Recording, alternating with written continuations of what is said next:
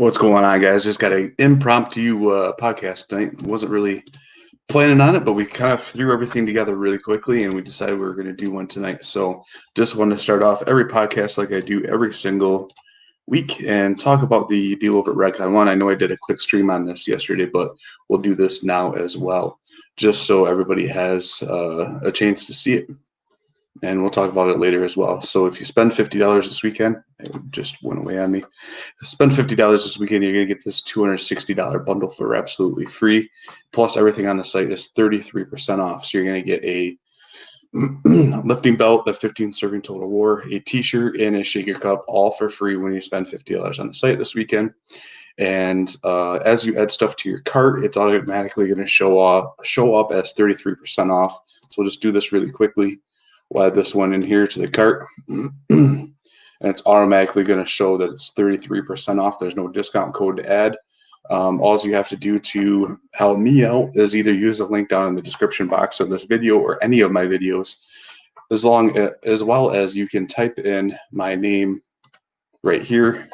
I got my mic sitting in front of my keyboard, so it's hard to right there. Put my name in there. And then continue to check out, and that helps me out. All right, so let's see. How do I? All right, so we're going to get going straight ahead with our guest here, and Corey is going to join us in a little bit. So we'll bring in Mr. Mitchell, Lauren Mitchell. What's up, man? How's it going, Anthony? Good, man. Just wanted to, trying to get a bunch of people lined up, and, me and you talked, and we've been talking for a few years now, and we've met a few times at competitions. So great to have you get in here with us. Thanks for having me. Yeah. So, you know a lot about me because you've watched my channel for a few years now, but I don't know a lot about you other than you're also a firefighter and you like Strongman. So, just wanted to kind of get to know you a little bit. And what got you into this sport, this crazy sport that it is? Yeah, so about me, I live in Rochester Hills. This is where my gym is at, and I'm on the Rochester Hills Fire Department, full-time fire there. Been there since 2012, so it's been about 5 years or so. And started getting down that pathway of getting to the fire service in 2011. That's when I decided to make that change. And I was always into fitness, and I was always kind of in shape. But, I was like 150 pounds soaking wet for a while. And as I got into the fire service, I started looking around and realizing my partner for the last 3 or 4 years is 6'4", 260 pounds without gear. So right. How am I going to move this guy if I have to, And I'm the type of person that doesn't like to be in a situation way to apply a solution. So I started thinking I need to start getting into strength training, and I was always kind of intimidated by barbells and stuff like that. I just never had anyone teach me or show me. So I started doing some barbell stuff, learning how to squat and deadlift. I'm still learning. I'm kind of not so great at it.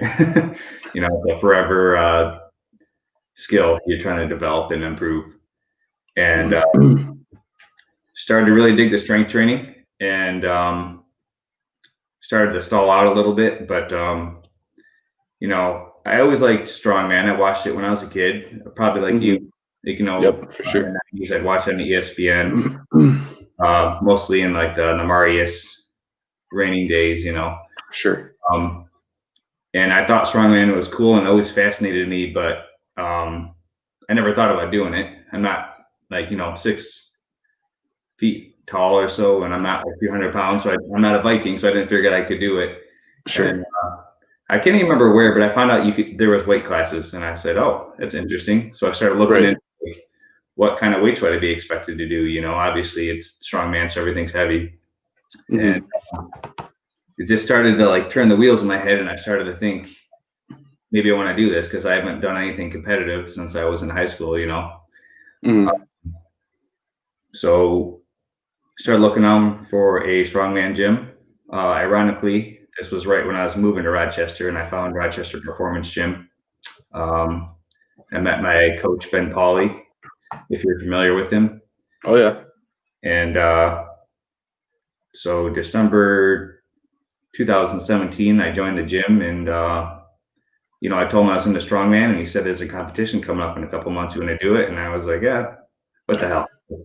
Jump right in. So Motor City 2018 was my first competition. Awesome. I thought powerlifting was cool, but it didn't, bench, deadlift, squat, like over, the course of a couple months, I felt like I was going to get tired of that. And Strongman was always changing, and lifting and carrying big, heavy objects, I think translates to our job more. You know what I mean? Oh, yep, for sure. And that's the thing that kind of drew me in, that it's always changing. And there's no, there's regulations, but it's not like powerlifting where it's like the same bar, the same plates, the same amount of lift, like every contest is different, and all the competitions and competitors are learning at the same time, like how to handle this implement or what's different about it. How does it differ from your training implements, So I like that challenge. It finds, I don't know where I'm going with that, but kind of back on how I got into Strongman.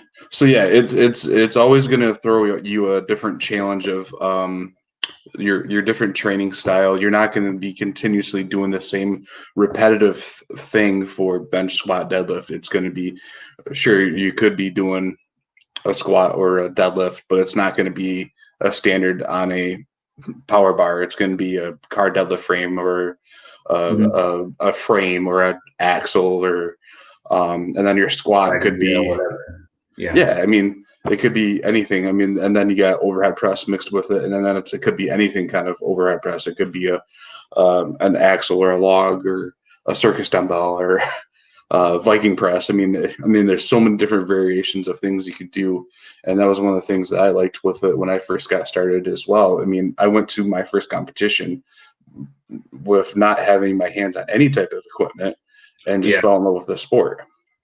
So I went to my first competition in 2012 in Davison, and I've never touched anything that was there.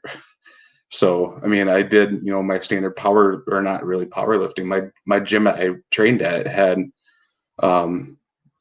didn't have a deadlift platform, or and then our places where we could bench and squat was only Smith machines.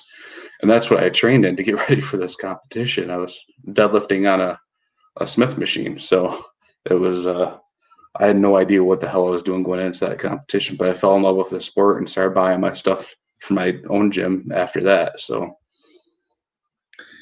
Yeah, it's kind of funny. And that when you think about the origin of Strongman, there wasn't any sort of training for it, or it wasn't necessarily its own discipline in sport. It was here's a weightlifter, here's a wrestler, here's a bodybuilder, and these are the events, and we're going to see who's the best, And you didn't know what the events were until you got there. Yeah, exactly. So now that it's been dialed in a little bit and people train specifically for Strongman, right? It's elevated the game, but it's also drawn in some more athletes, and I think that's the corner we're turning here in the sport. But it's funny you mentioned you didn't touch anything before you went to your first competition. And me going to my first competition, I had the benefit of having a coach and having to touch some of the implements, at Motor City, that first event, the first one I ever did was a circus dumbbell, and we had some at my gym. Yeah, I got some training on it for 2 months or so, and I remember being real nervous, and our coach just saying, half these guys won't even know what the hell they're doing. And I was always kind of cynical.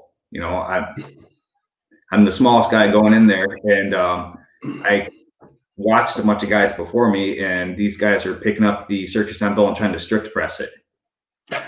In my head, I was like, what are they doing? Right. He can jerk this or push press or whatever. But these guys that outweighed me 30 pounds couldn't do one rep just because I didn't know what they were doing. And I got supplies. That was just the benefit of having a coach at the time. It didn't make me better, but it's just I had the prior knowledge, and like I'm training with that implement that kind of gave me the edge in that event, you know. Yep. That was I didn't compete at that competition, but I came down and watched some of my friends that were competing, and oh my God, was that place packed? Yeah, that was my first competition, so it was an interesting experience. And they had that powerlifting meet crammed in the same spot too. Yep.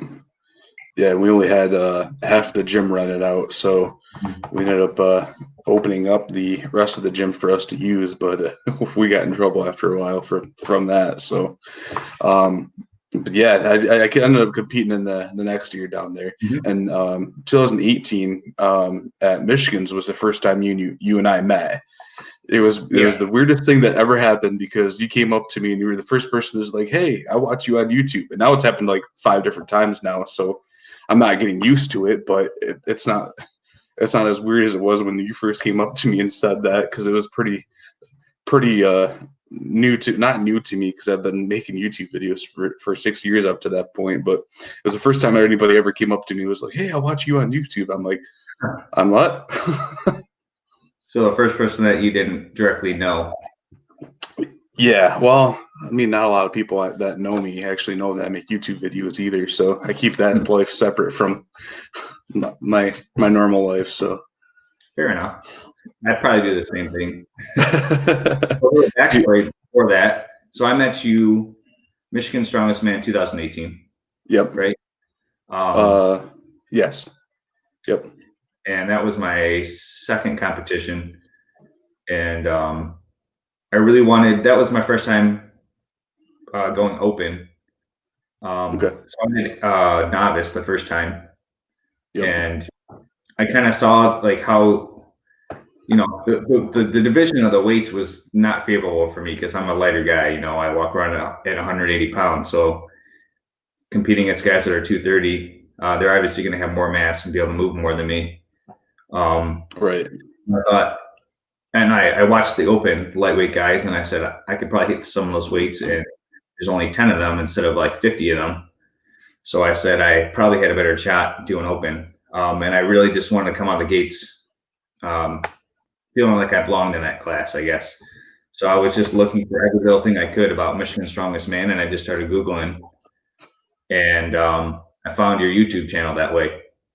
You know, I wanted to see like how was the layout? Like, were they doing it outside? Were they doing inside? Like, I wanted to like be able to vision the whole competition and just come in as strong as I could. And I saw that you're doing the road to Michigan Strongest Man that year too, so I knew I was going to see you there. And I think it was around the car deadlift. I just kind of looked over and I was like, "Hey, there's Tony," and I figured I'd strike up a conversation. And so, little did you know, you kind of helped. Right. Well, how many times have we ran into each other since then? A good handful of times. So this is one of the things I've started to really love about this sport, and I've never really competed in anything other than, you know, high school sports before since this, you know. So it's nice to go to competitions now and see the same people all the time and to start these friendships with other people. Like Corey was the same type of way. As he started following me on social media, reached out to me. He was getting ready to train for Motor City 2019, and he wanted to come over and hit some of the implements that I had made up for that competition. And we got together and trained at a gym for a couple times before that, and it's started a good friendship with him and a couple other people, you know, all over the state. So it's been interesting to say the least. And then I like to train out of state or compete out of state as well. One of my long-term goals is to compete in all 50 states, and I've hit 7 so far. So, and it's spread outside of this state of Michigan as well. And I got friends in Ohio and Pennsylvania and West Virginia and all over the place. So it was weird because when we were just down in Florida 2 weeks ago, I had one of my strongman friends from Ohio message me. He goes, "Hey, you need to check this place out." And I'm like, "All right, cool. Thanks, man." And it was a different aquarium to go check out. And he was like, "You need to go eat at these restaurants if you're in that area." And I'm like, "Will do, man." But the see Strongman know where to go get food. So Yeah. Oh yeah. Even lightweight guys. so that's Corey said he was hopping on. I think I sent him the link. Okay. So I wanted to get into a little bit more stuff, but I wanted to wait for him as well. Yeah, not a problem, man.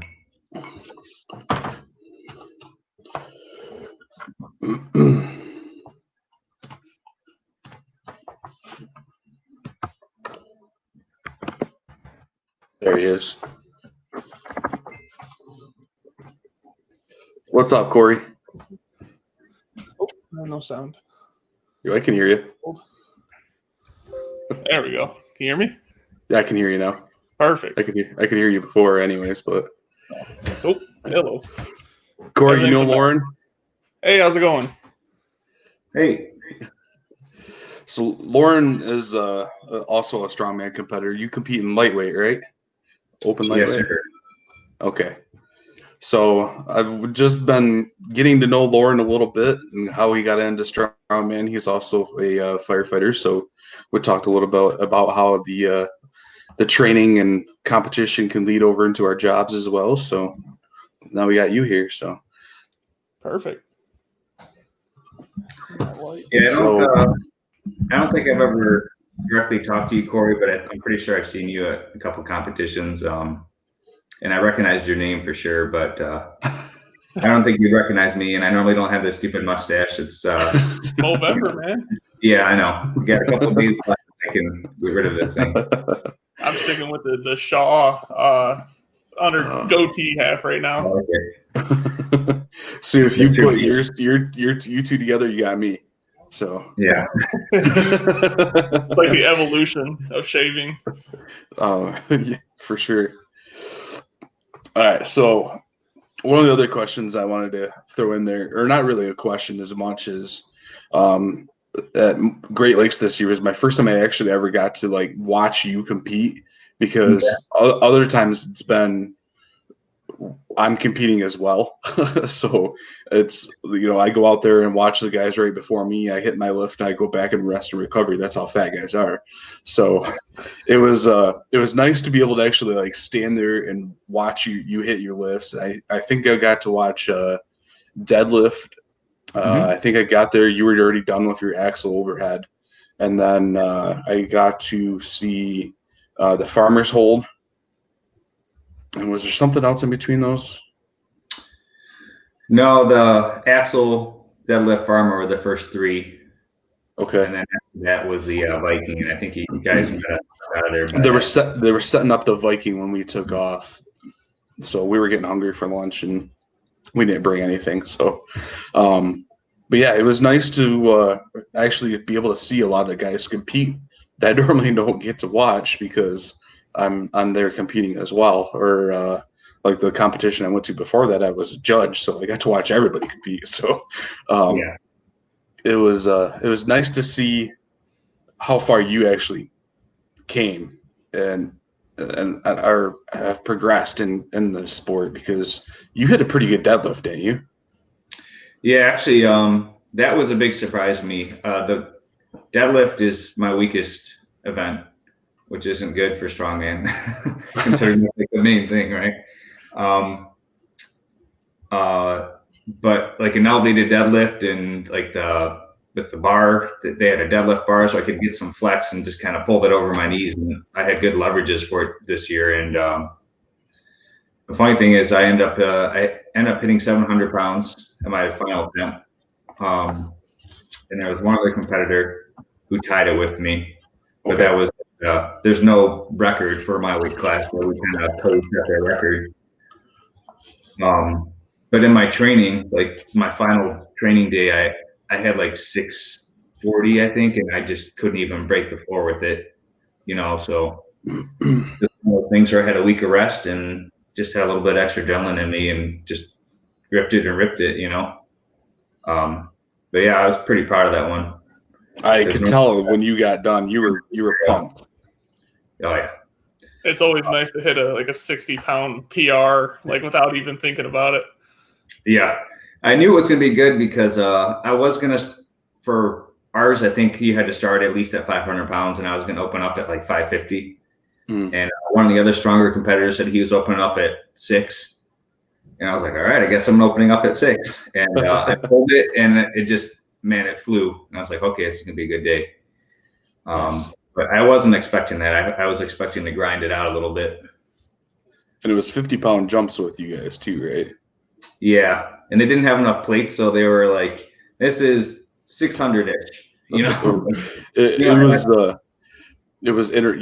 was a whole mixture of different kinds of plates all over the place there. Yeah. And it turned out there was like some hundreds that were hiding in a couple different areas that they ended up wrapping up together. Because was Nick in your weight class? No, he finally, thankfully, left lightweight and went up to middleweight, so I could potentially. So he was middleweight, and he's been that for the past year or so. Okay, gotcha. Yeah, I watched his national record, which was bonkers. Well, yeah, he hit 905 and then 955, which the open super heavies weren't even hitting that high. So that was pretty intense to watch.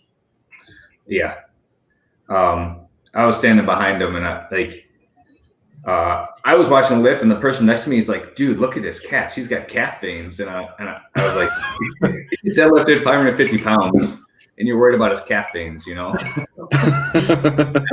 I don't know who that person was, but it was me. No, I thought you were doing.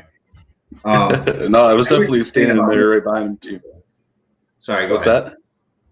that? I know what you're saying about being able to watch people. Like when you're competing, there's just a certain level of like focus you're not willing to let go of, you know, where you're just trying to stay in the zone and make sure you don't miss your name being called and all that sort of stuff. And then you turn around and you're like, oh, where's so-and-so? And they're like, oh, they're already done. Especially when I got like multiple lanes going. Yeah. Yeah. A lot of times, like, because, you know, me and Corey are in open super heavies and you're in lightweights, you could be 2-3 lanes down from us. You know, at this last competition, you guys were in the next lane because there was only 3 lanes running. But I mean, you could be on the complete opposite side of the gym, and we would never be able to see you the whole entire time. Especially if it's in a gym. Like last year, Great Lakes was in a gym. I mean, it was so packed. I couldn't even see you when you were next to me. Yeah, we were holding hands, and you couldn't see me. It was weirdest thing. It's a little normal now. But no, that's what, like even watching the middle, like, because usually with the competitions, there's you know, you got the novice. They usually do the lightweight and heavyweight novice, and then you got the lightweight and the middleweight and the women's, and then the super heavyweights usually just throw us in a corner, and that's what we get is like whatever's left after all the cool guys like Nick and them are in, and then the fat guys just go to a corner, and then they say, yeah, we left a couple hundreds over there. Just use those for whatever you're doing. So it's like I always like watching, especially the middleweight. Like I always love athletic, like watching the middleweights and the lightweights, and because like sometimes it kind of sucks being in the open is because like everyone's so big and like not saying something's wrong with that, but like watching someone run with a keg is a lot cooler than watching someone waddle with a keg. You know, like it's always been so. Like I always try to be super athletic.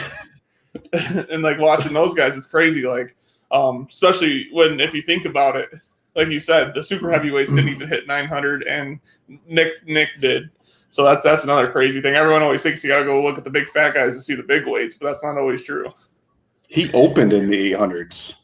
Like he didn't even warm up to 800. He opened in the 800s. Well, let's just face it. And Nick's not a good example. He's kind of a mutant, you know.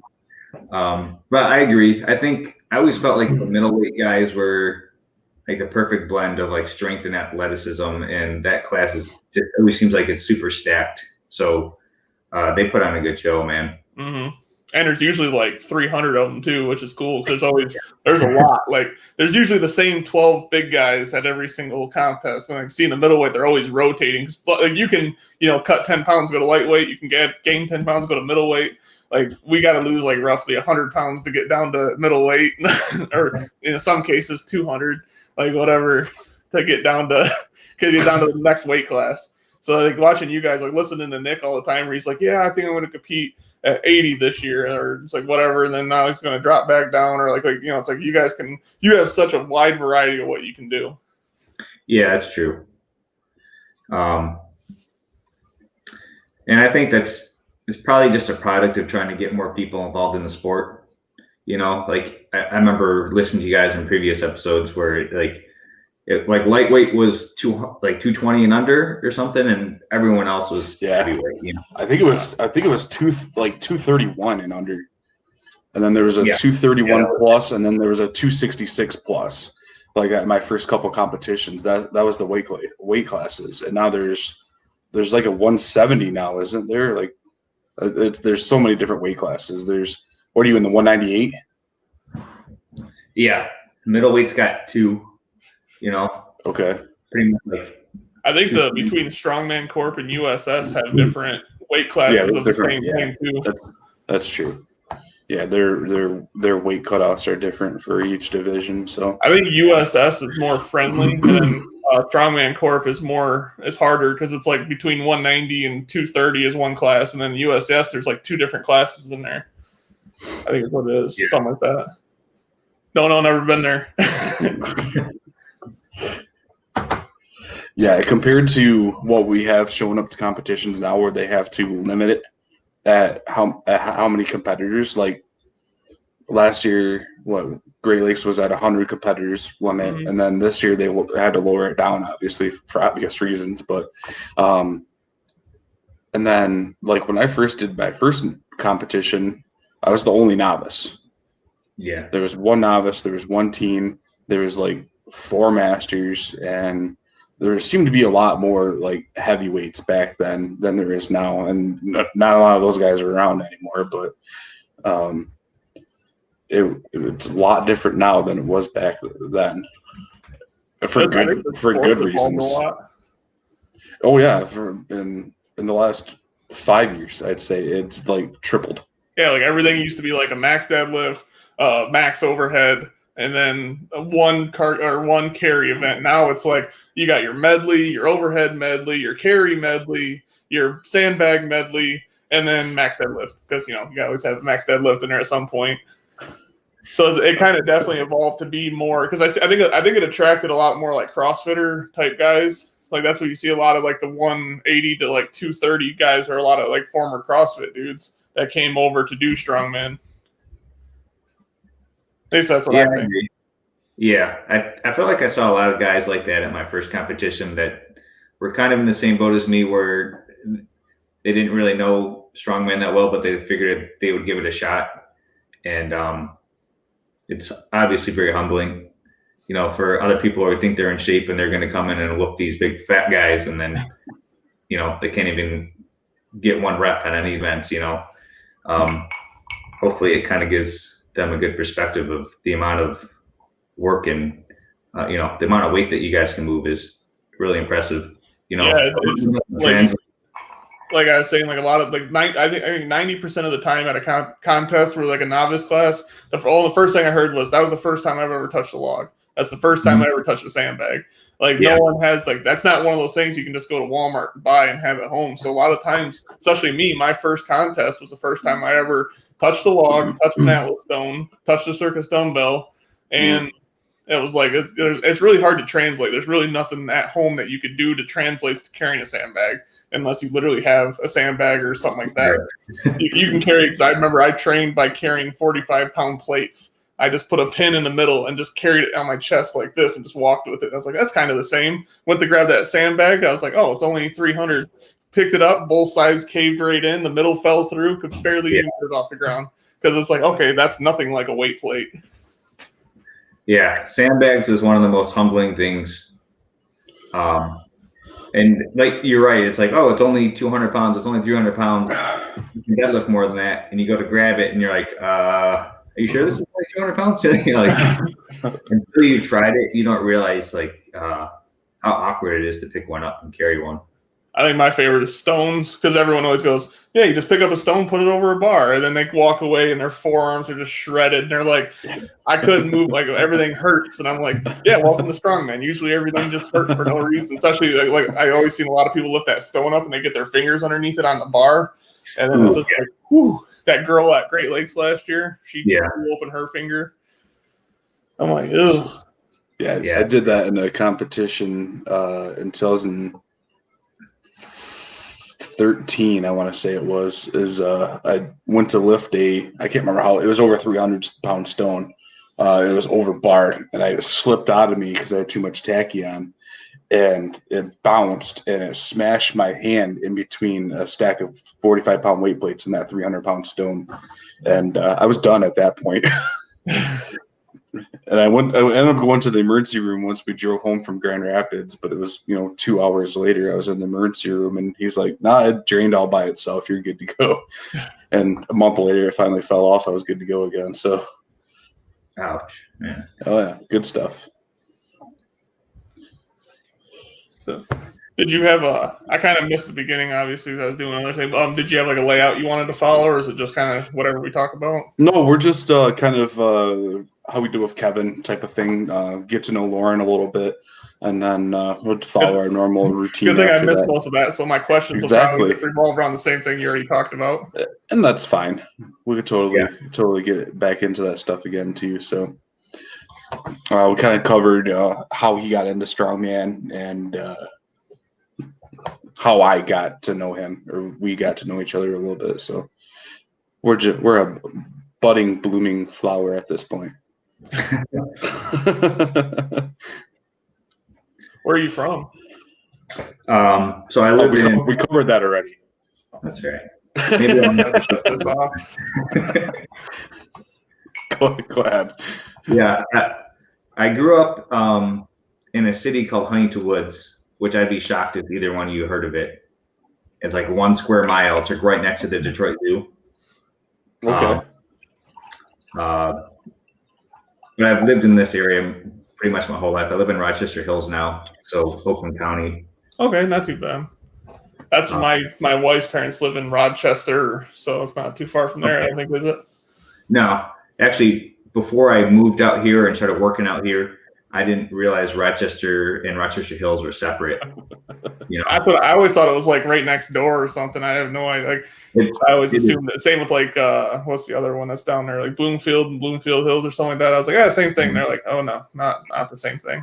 Yeah. No, Rochester City is like it's like one little 1 or 2 square miles, and then Rochester Hills like surrounds it. With it's like 28 square miles or something like that. Do you work out do you have a gym or do you work out at home? Yeah, so I was telling I kind of talked about a little bit with Tony. I work for Rochester Hills Fire Department, and after I got hired there, my wife and I decided to move out to Rochester Hills, and that was right at the point where I was thinking like I want to give the strongman thing a shot, because I never thought about it because I didn't realize there was weight classes. So I just started Googling strongman gyms, and there just happens to be one in Rochester Hills, Rochester Performance Gym. Mm-hmm. You heard that one? Mostly powerlifters there, but there was a small group of strongmen, and that's where I got in. Ben Pauley's my coach, and he kind of showed me the ropes and got me started in the sport. And it's nice because my station's like 1.5 miles from my house, and my gym's like 1 mile, so I have like my whole life in like a little triangle. You're in your bubble. Yeah, literally. That's perfect this time of year, right? Or this year. So you were saying like at the beginning when before we started talking, you said this is like one of the best years you've ever had. Why? Well, I guess all in all, Strongman went well for a couple of reasons. But my wife and I are having a kid. We've been married for several years, so it's kind of nice that we finally got that good news. Congrats. Voted at work, and they all kind of lined up. And then I only did one contest this year, which was Great Lakes, and I ended up winning. Mm-hmm. So it was kind of like, hey, everything's coming up positive, minus everyone else dying of the virus around me. But, everything's coming up positive except for COVID results, right? Yeah. Oh, it's COVID positive. I'm out. But so, this was a contest where I actually was, since I started doing Strongman, the healthiest that I've ever been to a contest, and that made it like a huge difference. And I kind of had these small nagging injuries that I just kept trying to push through. I competed like 2 or 3 years over there, Corey. Yeah, I'm good. Probably forgot to plug this computer in again. Yeah. But I'm sure you guys experience the same thing. Like, you kind of get something that's tweaked that you can work through. And you do your competition, and then it's like, well, the next competition's 4 months away, and I'm going to start training for that one. And then you do that competition, and then the next competition, and then like, you never just like fully heal and recover, Sure. So because everything else got cut down, I had like the whole year to kind of just like back off and like kind of do that like recovery maintenance work and like back the weights off. And I healed up quite a bit. Yeah, so I was training super hard for Strength Outlaws. I was planning on coming in there hot and heavy, and that's when I hurt myself, and then they canceled everything. So I'm like, well, it kind of worked out perfectly for me. And then I took a couple months off, and honestly, I probably should have took a couple more months off because I'm definitely not 100% yet with my groin tear. It hurts not as much as it did back in May, but it still bugs me every once in a while. So I don't know how long that'll take to actually fully recover, if I need to just completely lay off of it or what. But I've never actually like been hurt with an injury, so it's my first injury, and it's like just terrible. Yeah. It always takes. Oh, go ahead. No, you're good, man. Go ahead, Corey. It always takes, like, for me, it always seems like an injury comes at the worst time. And it's like you'll be peaking in training and everything, especially like with my training set up to where I peak only like every 3 months. And it always seems like everything's going good, and then something stupid happens. And it's not even like a bad injury. I would almost rather tear my pec than have just a small tear in my shoulder or something, because that small tear takes forever to heal. And like if I could go get like a surgery and heal it, it'd be so much faster. But it's just a little nagging injury that just affects everything. Because like with your shoulder, that's what happened to me. Couldn't squat, couldn't overhead, hurt the bench. And it's like, that's like one of the, it's almost like I would have something stupid like a pec injury so I could still squat.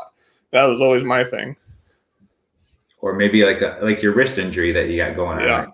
Yeah. Right? That awesome bad boy. Look at that thing. It's getting bigger. Yeah. I've been doing more overhead and more bench volume, so it grows.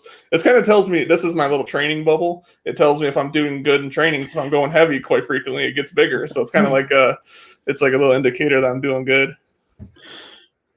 Oh boy. But like recently, I was in high rep. Like everything was high volume, high rep. And then that was the last 10 weeks. And then I did my deload. I usually do a deload every 6 weeks. But now we pushed it to 10 because we came up with the lift miss.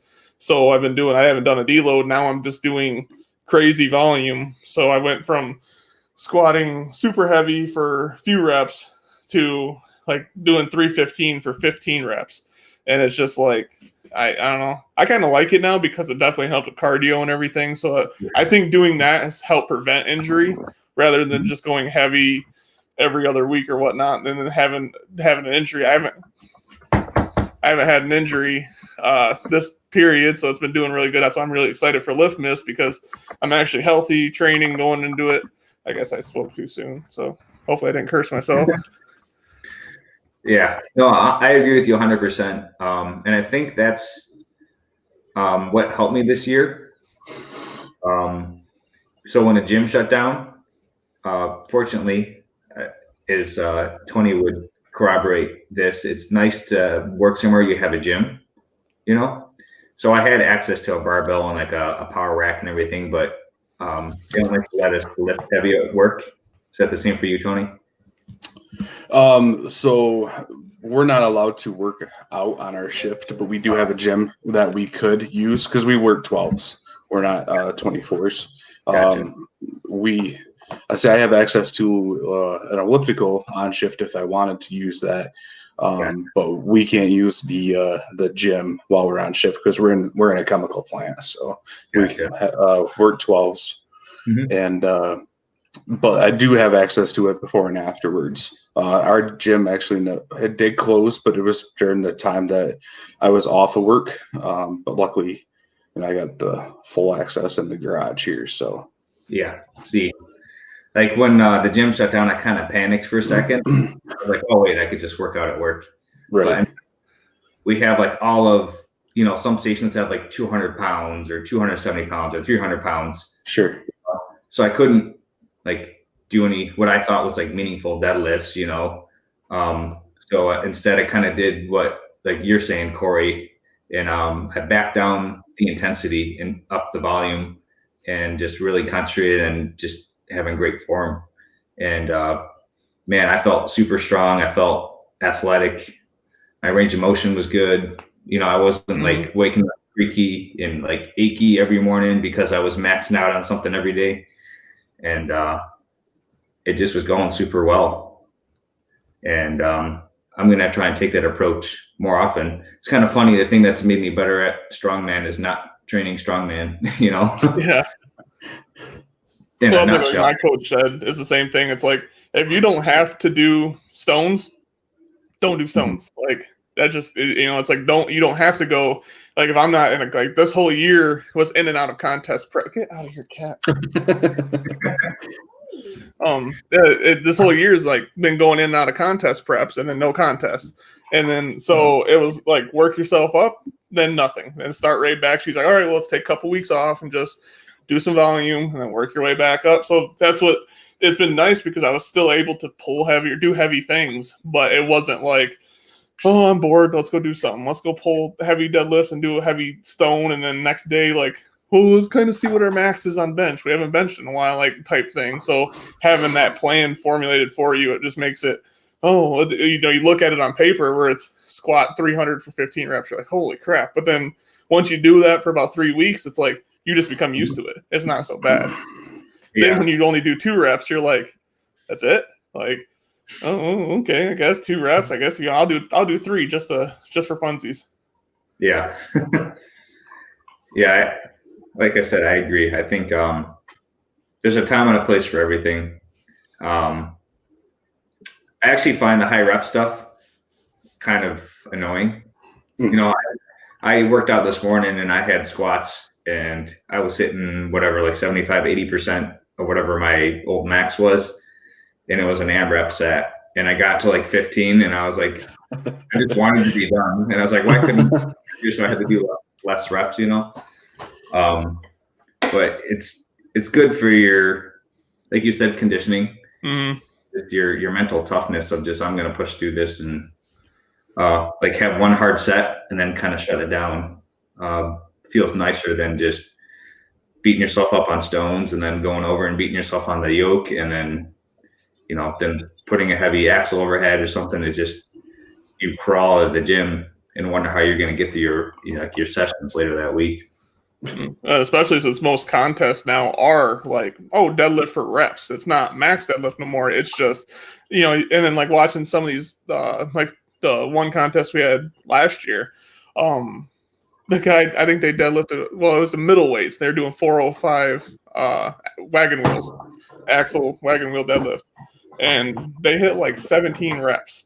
And most of the people were doing like 4.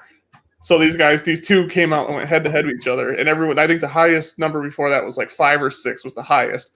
And then these come out and they both hit like 17 or 20 or something like that. And they're both power lifters.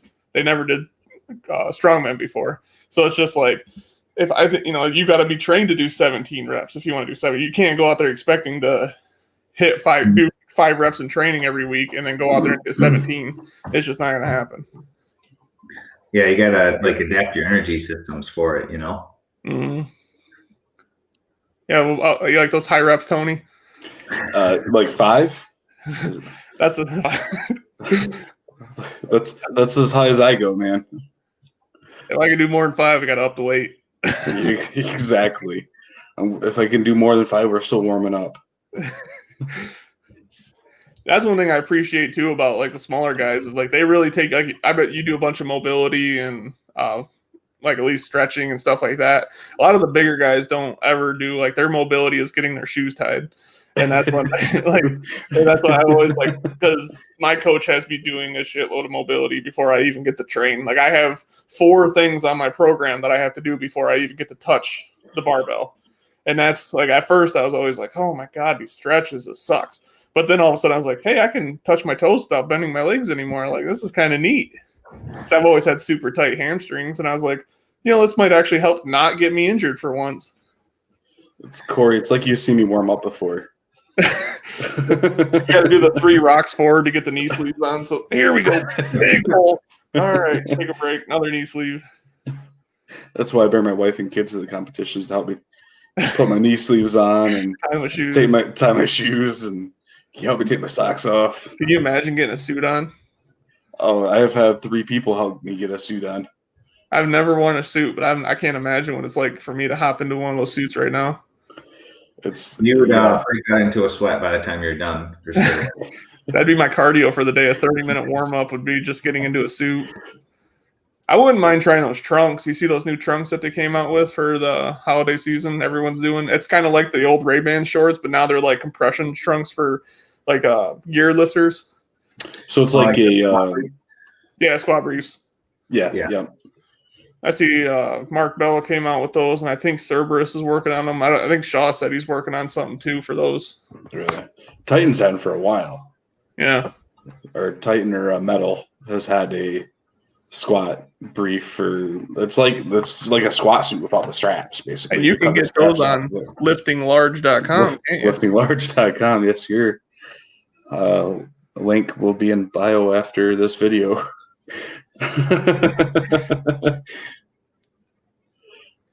Yeah, that's where I got my lifting suit from. There's a majority of my gym is power lifters, and there's a lot of equipped people there. Yeah, and there's just like 15 random suits there that are kind of like community, and you just grab whichever one fits you. So I've been kind of fortunate to kind of try different ones on and feel them out. But yeah, there's it's sad to say that at our gym, the yoke is more often used to help guys get into their suits than actually like run with it. There's some strongman, like heavy weights that train on the weekends. But besides that, I don't see a whole lot of other strongmen there. So Logan trains there, doesn't he? Yeah. Logan and Nate and there's a couple of them. I don't usually do the group sessions with them, but those guys move a lot of weight for sure. Yeah, I know Logan just hit that 400 log, which is crazy because last time I competed, well, not the last time, 2 times I competed against him. We were pretty close to each other in log press. I think we were both hitting just under 300. He may have gotten over 300, but it's crazy how he's progressed in the last 2 years on overhead. Yeah, I watch him sometimes, and it's just mind-boggling for me. Someone my size to see someone like press a log or an axle as easily as he does, as heavy as he goes, and he's a goofball too. He's fun to be around. Personality. So the competition that I'm talking about was Battle of the Borders in 2018, I want to say. And he passed out doing the car deadlift. It was everybody thought he just fell against the car and was taking a break for a second. And I looked over and I'm like, oh no, his eyes are rolled back in his head.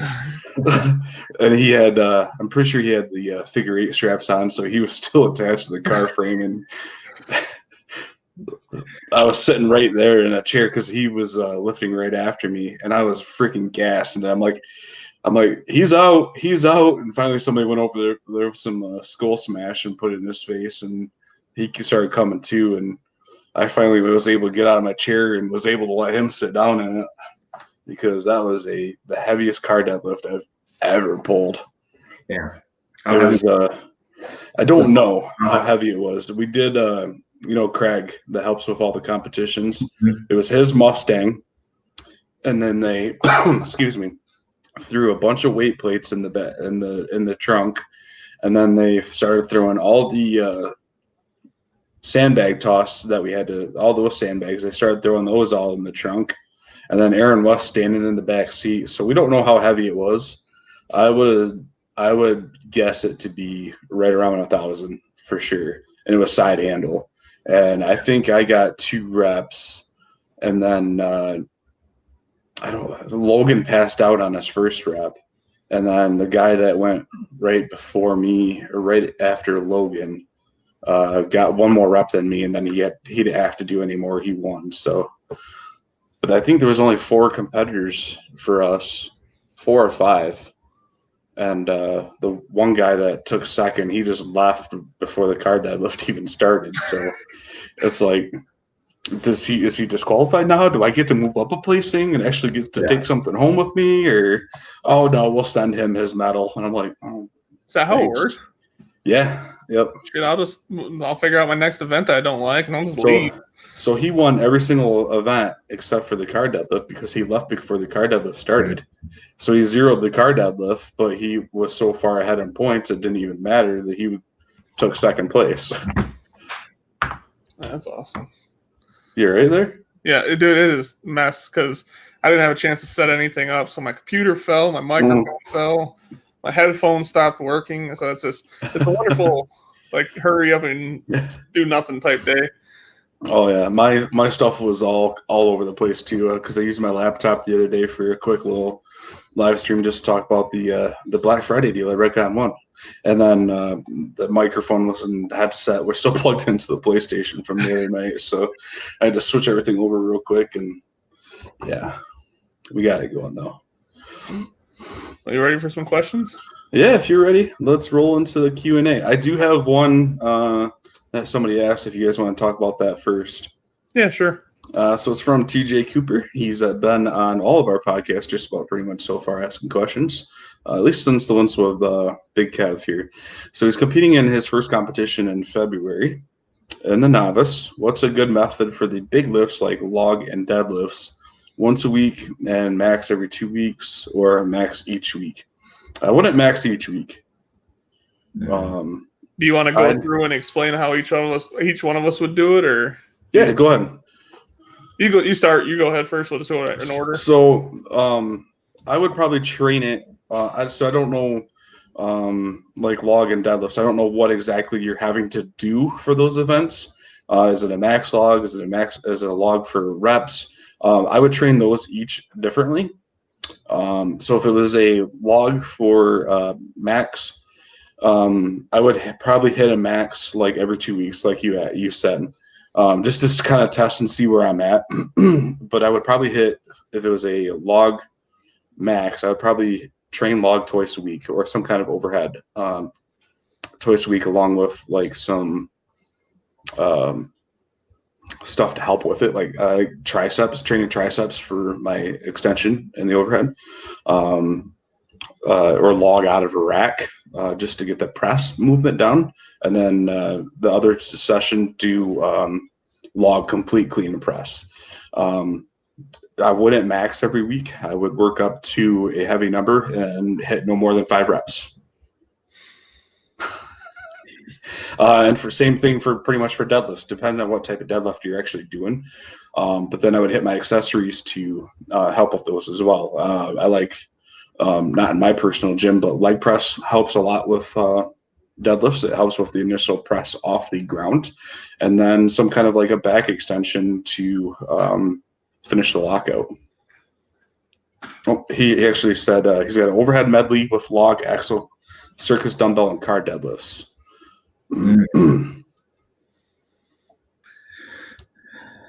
That changes it a little bit.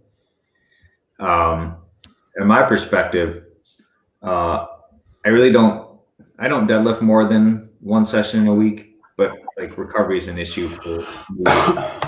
very well because of work, but I probably would waive my deadlift.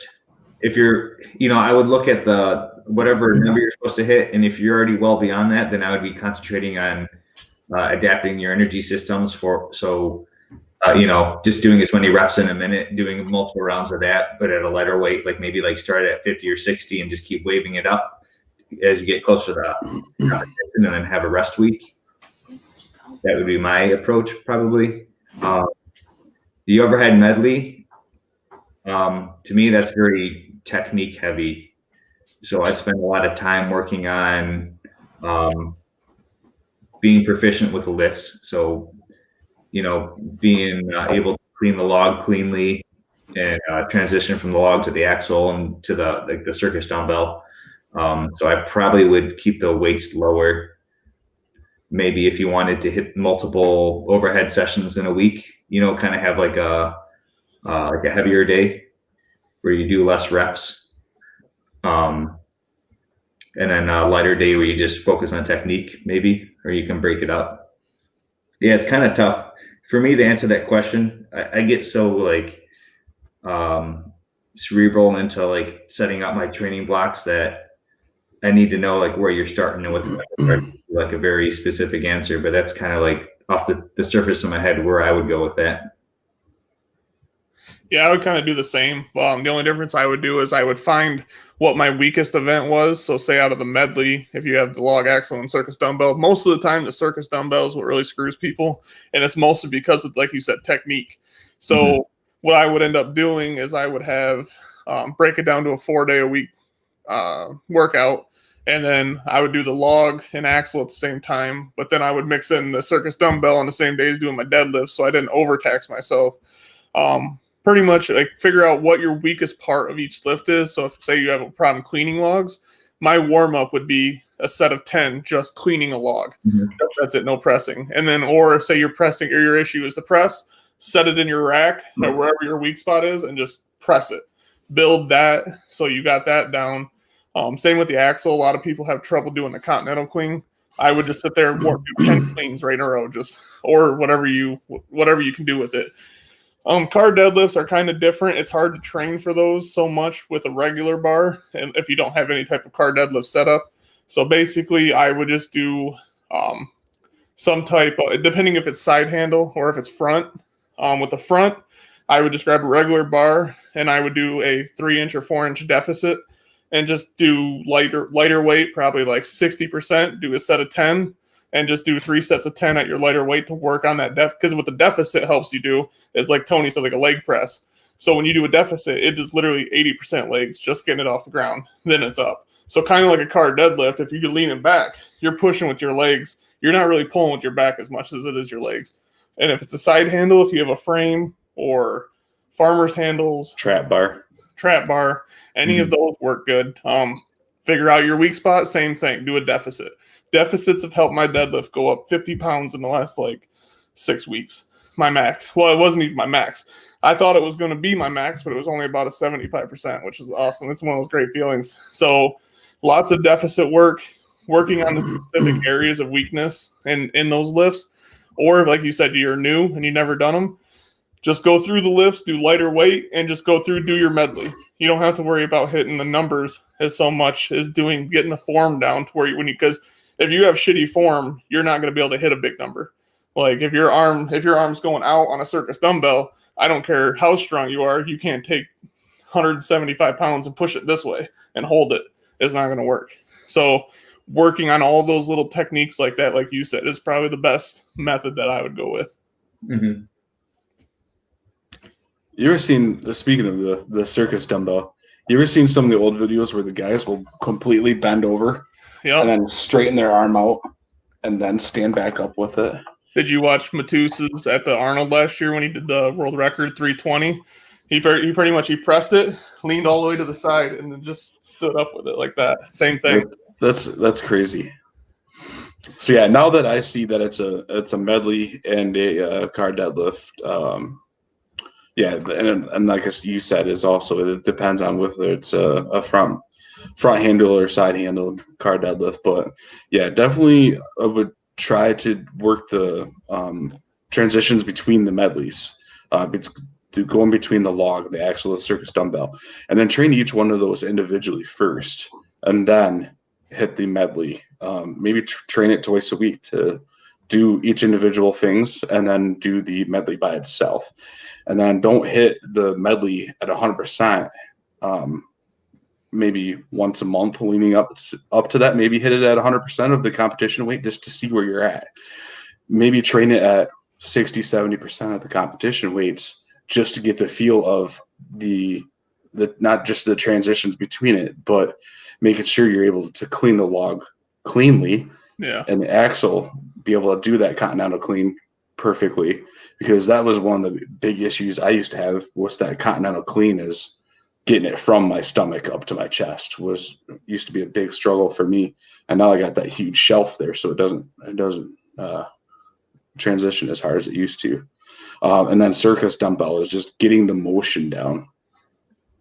That is circus dumbbells are tough for some people. So, well, I'll tell you what, Fred, he uses probably 90% of his energy right now just doing the clean.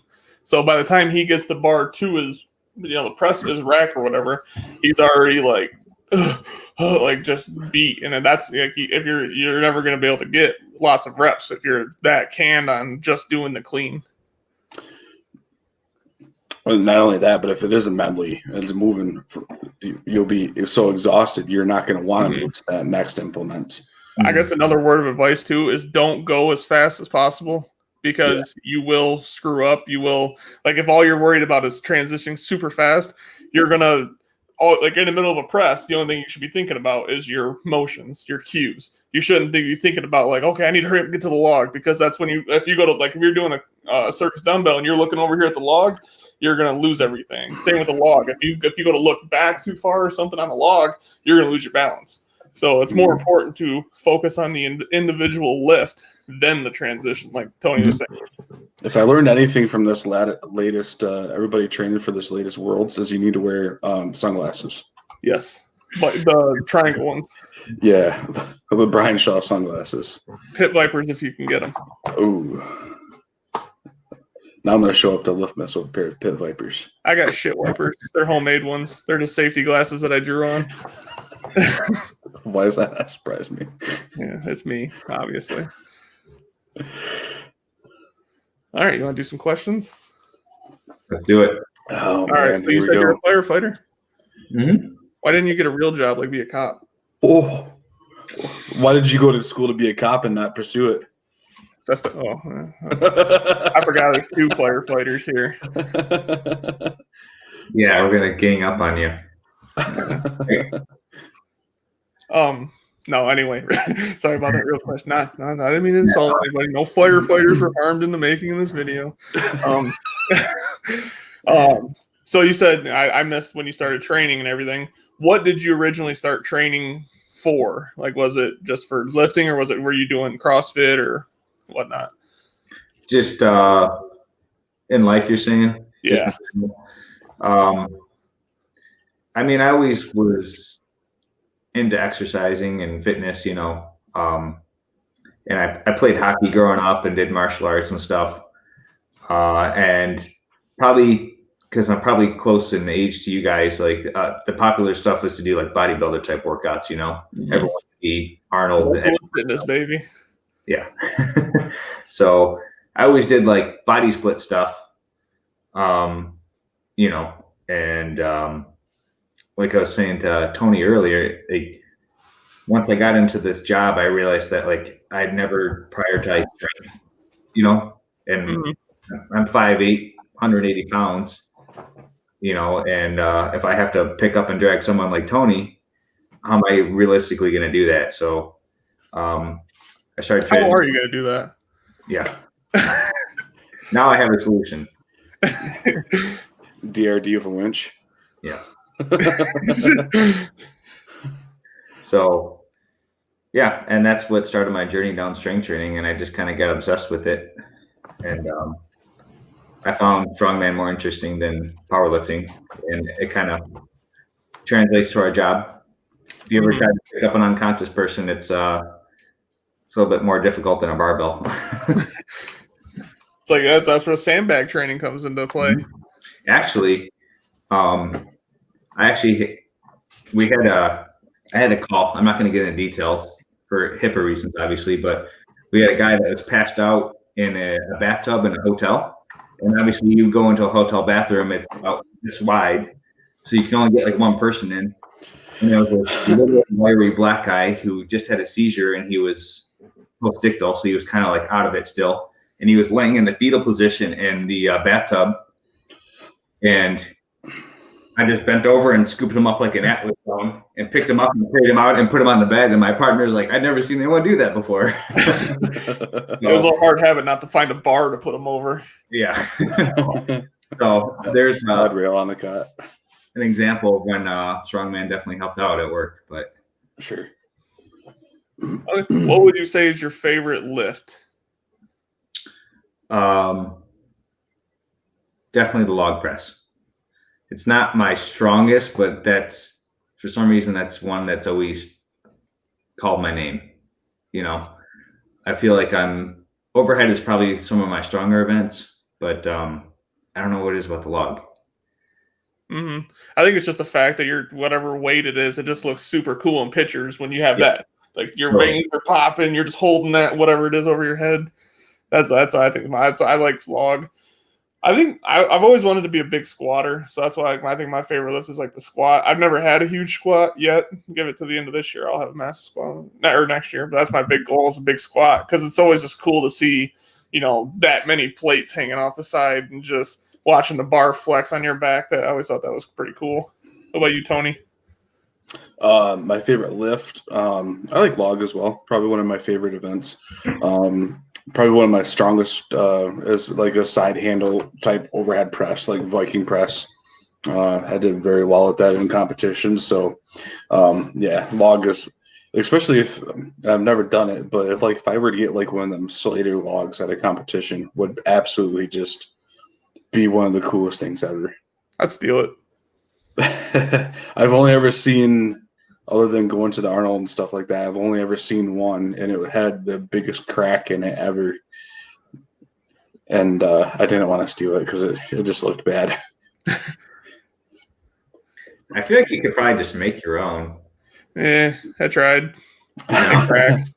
Didn't work out. I don't know how they don't get it to crack. They must like oil that thing constantly while they're using it. Because I had mine, I debarked it, I started to round it off and everything. I cut where the handles go, and the next night or the next day I went out there to work on it, crack right down the middle. Huh. I was like, I don't know how unless there's a certain tree or something that they use. Apparently, you just can't go out back. I cut a tree down out back and just dragged it up to the house and started working on it. So I've seen a lot of people try to do that, and Slater even actually like sells the handles to and the end caps to put on your own. But man, if I ever had the opportunity to buy one of his logs, is like not like the Austrian oak, but not like his smallest one either, it would be. I'm sure they only awesome cost to have. $10,000. No, they're actually a lot cheaper than that. Oh, really? They're still not that cheap. I think like they start around $600. Oh, no shit. That's the price of like a pit bull log almost. Let me look. Continue. Okay, I would say so here's one of my favorites that just popped into my head. What is your favorite thing that people call strongman? Like, so for instance, like you go to your family Thanksgiving and then your great aunt comes up to you and she goes, here's one for my example. Are you still doing that tough boy competition? Like, there's so many variations of Iron Man, tough boy, strong. Like, I don't think I've ever heard strong man. That's the only one that makes sense to me. So like, what would be some of the best that you've heard?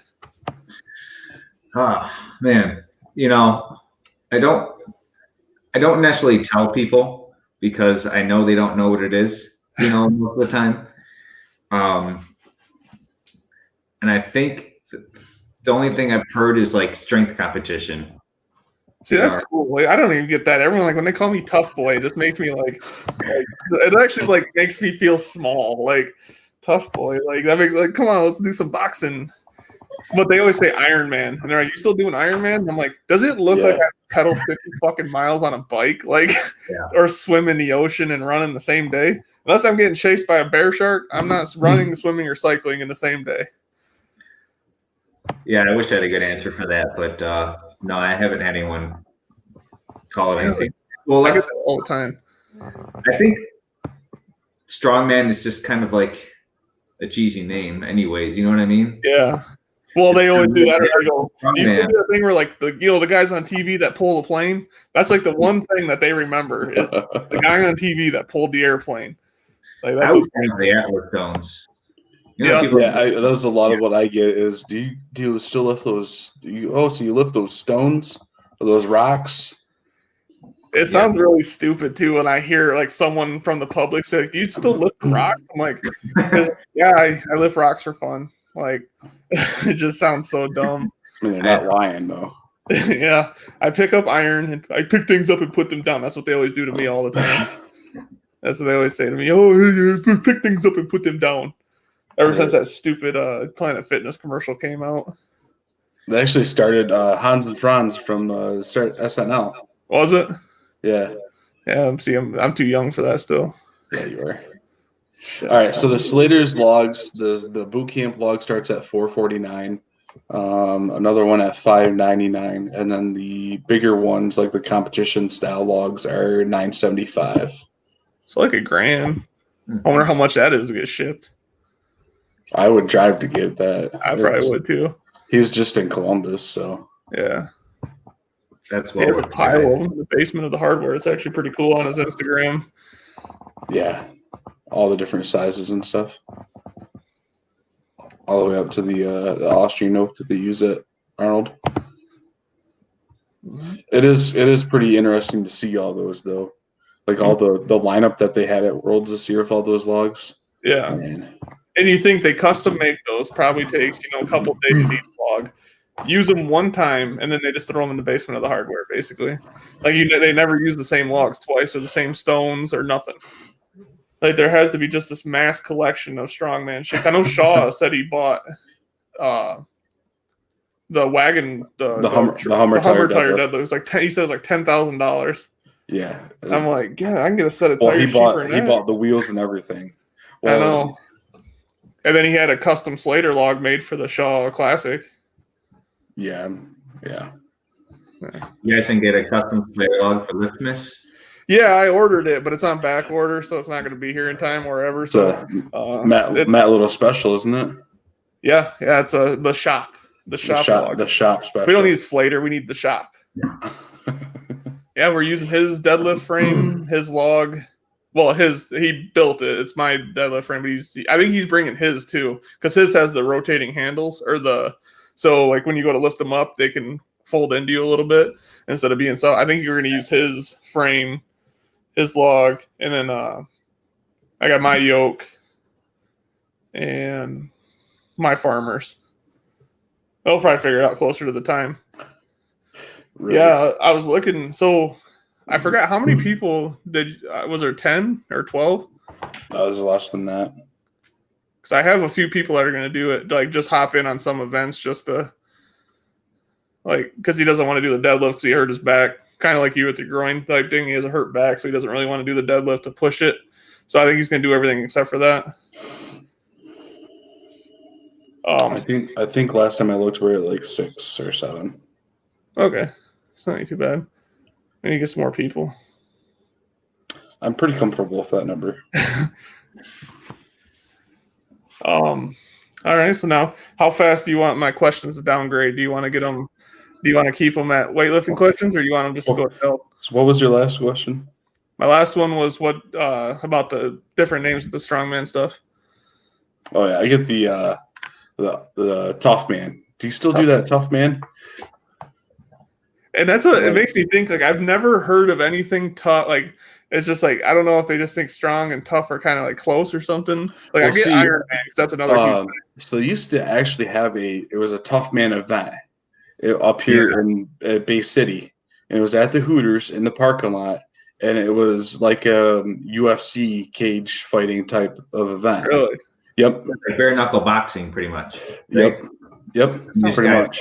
Construction boots and stuff. Yeah. I remember that. Yep. So they actually used to have a tough man event. So I think that's where a lot of people in this area get that from. yeah, I think that's the biggest thing that anybody has ever asked me. And do you still do that tough man? Like, no, I do strongman though.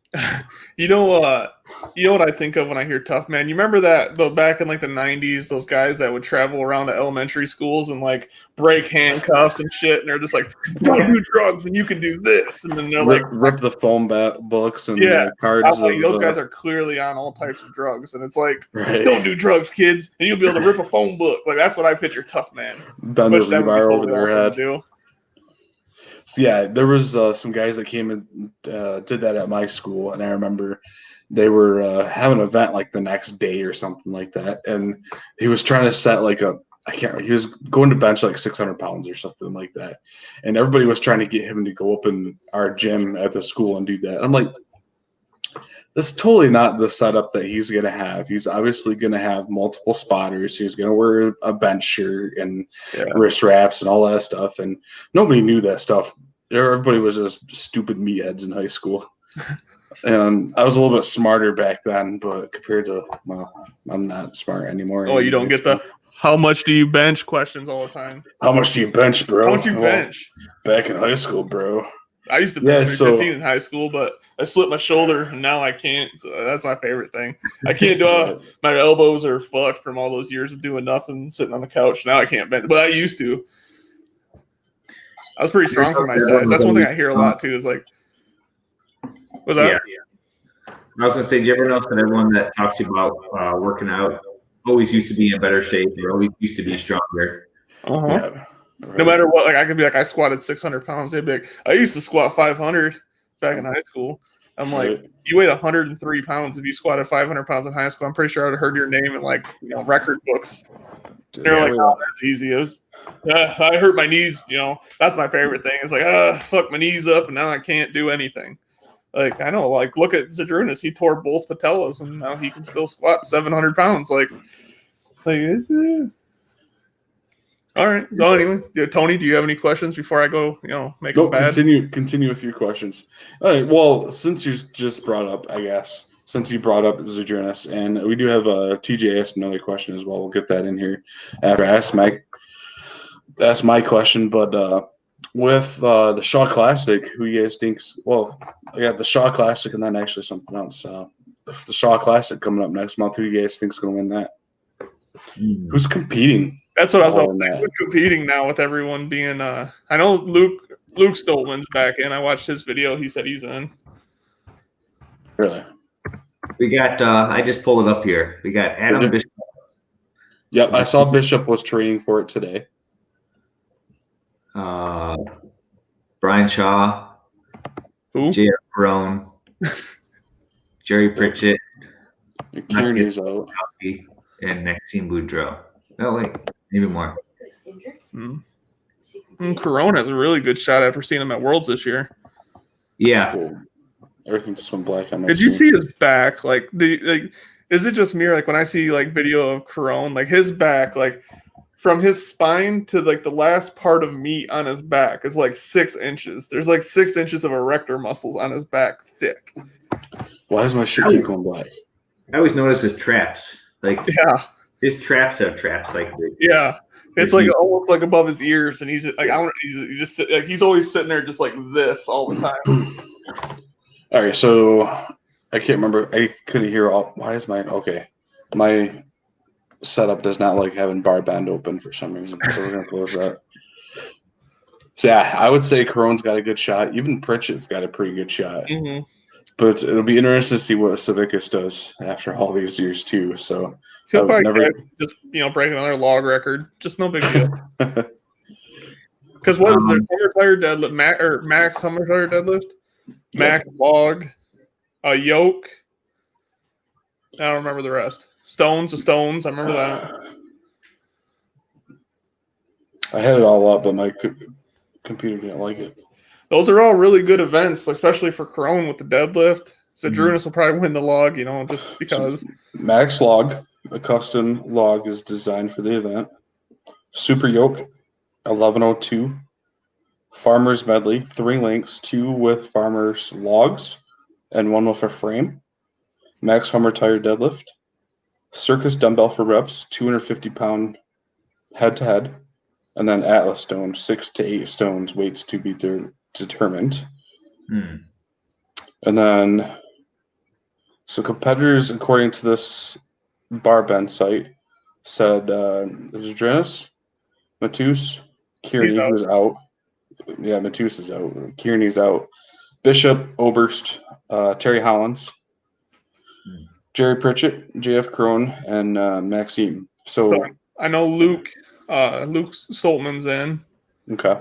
He also invited Novikov. Said he invited Novikov, but Novikov said he's going to take some time off. Don't blame him.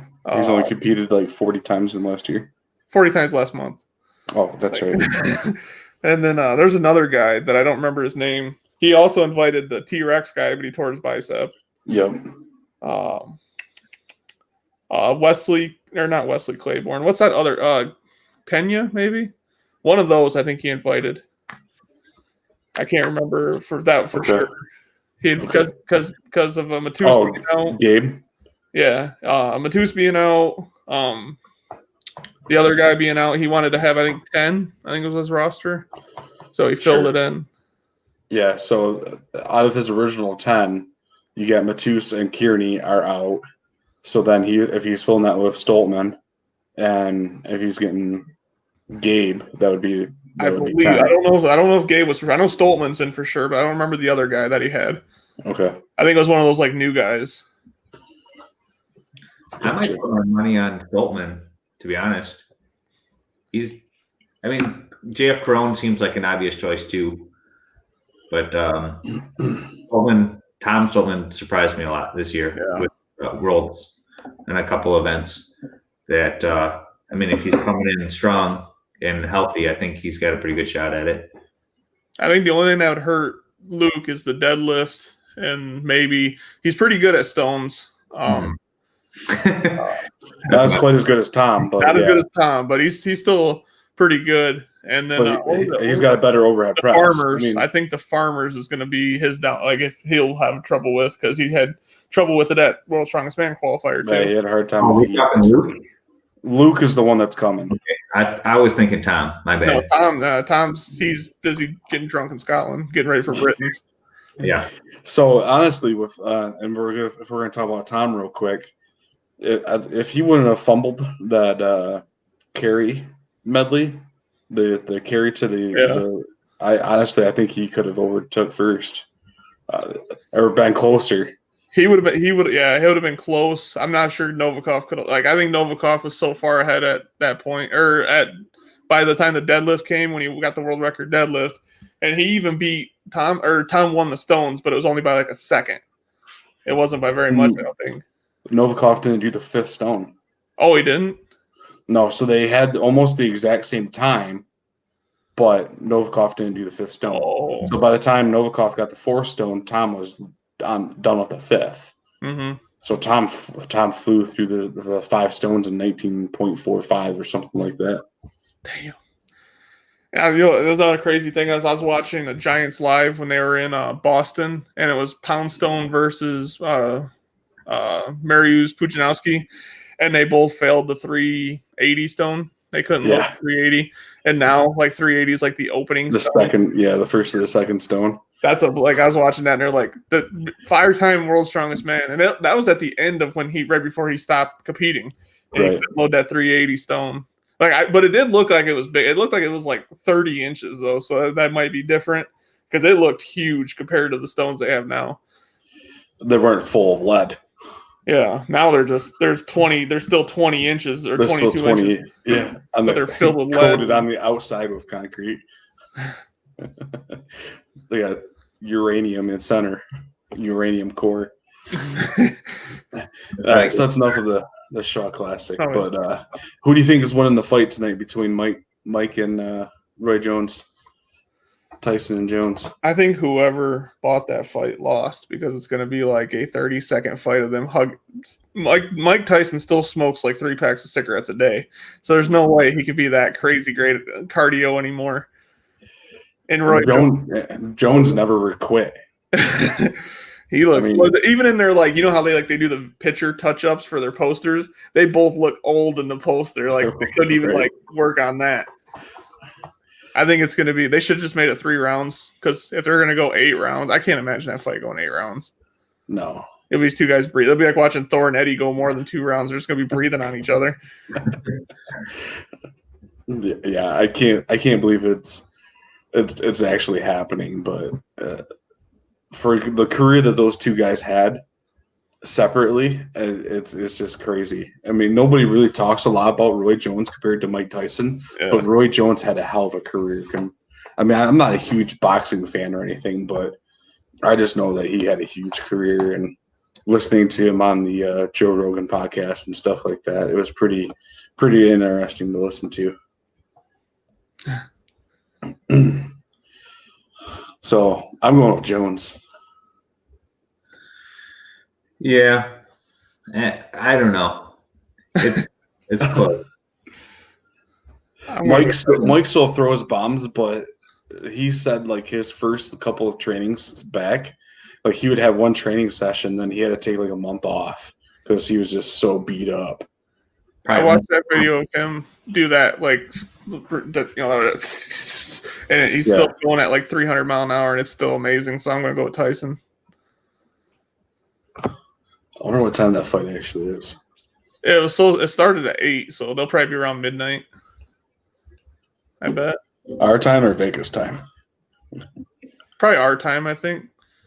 That's how kind of UFC is when they do theirs. Their main events usually around midnight. Who are you going with, Lauren? So Corey's going Tyson. You're going Roy Jones Jr., huh? Yeah. I'm the tiebreaker. No pressure. No, I'm thinking Tyson too. I mean, it's close, but yeah, I'm going to go with Jones. Just he's a little bit younger, and he never really quit boxing. Mm-hmm. Tyson's insane, but how much weed did he smoke before he did that? Smokes like 3 packs of cigarettes a day. Still. And he owns a cannabis farm or whatever the hell it is. A hotel where you can just go hang out and smoke cannabis all day. So, well, I heard that they're signing for the fight was like $10 million. So is anyone really losing? You know, No. Everyone's like, why are they fighting? I'm like, $10 million is why they're fighting. Like, right.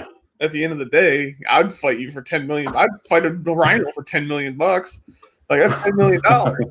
Like, well, then that's the only reason why Eddie and Thor are going to fight. No, they have hatred for each other. Oh, I know they do, but yeah. I mean, it's not as much as their love for money.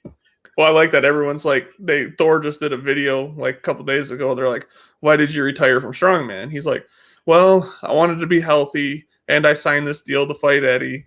And I'm like, no, you wanted it. Like, that's probably like, a couple $1,000,000 in your pocket for a 30-minute fight, I guess. And you get paid for all this training and sponsorships and whatnot. It's easier than Strongman. You don't have to worry about getting injured. Mm-hmm. Right. And doing, whatever it takes to weigh 450 pounds. And yeah, your refrigerator's not empty all the time. I just like it how they're just like, how did you lose 60 kilos in 3 months? I don't know. Like, if you're 400 pounds, like, you ever watch My 600-Pound Life where like the doctor's like, I need you to get up and walk 1 foot a day. And they're like, I lost 366 pounds last month because I walked 2 feet a day. And it's like, I wish that'd be nice. All right. And then before we get into your questions, TJ's got another question real quick. What is all of our opinions on the figure 8 deadlift straps, figure 8 deadlift straps? Lauren, you want to go ahead? I mean, I like them. I've used them. I have a pair. I'm assuming he's asking for the car deadlift.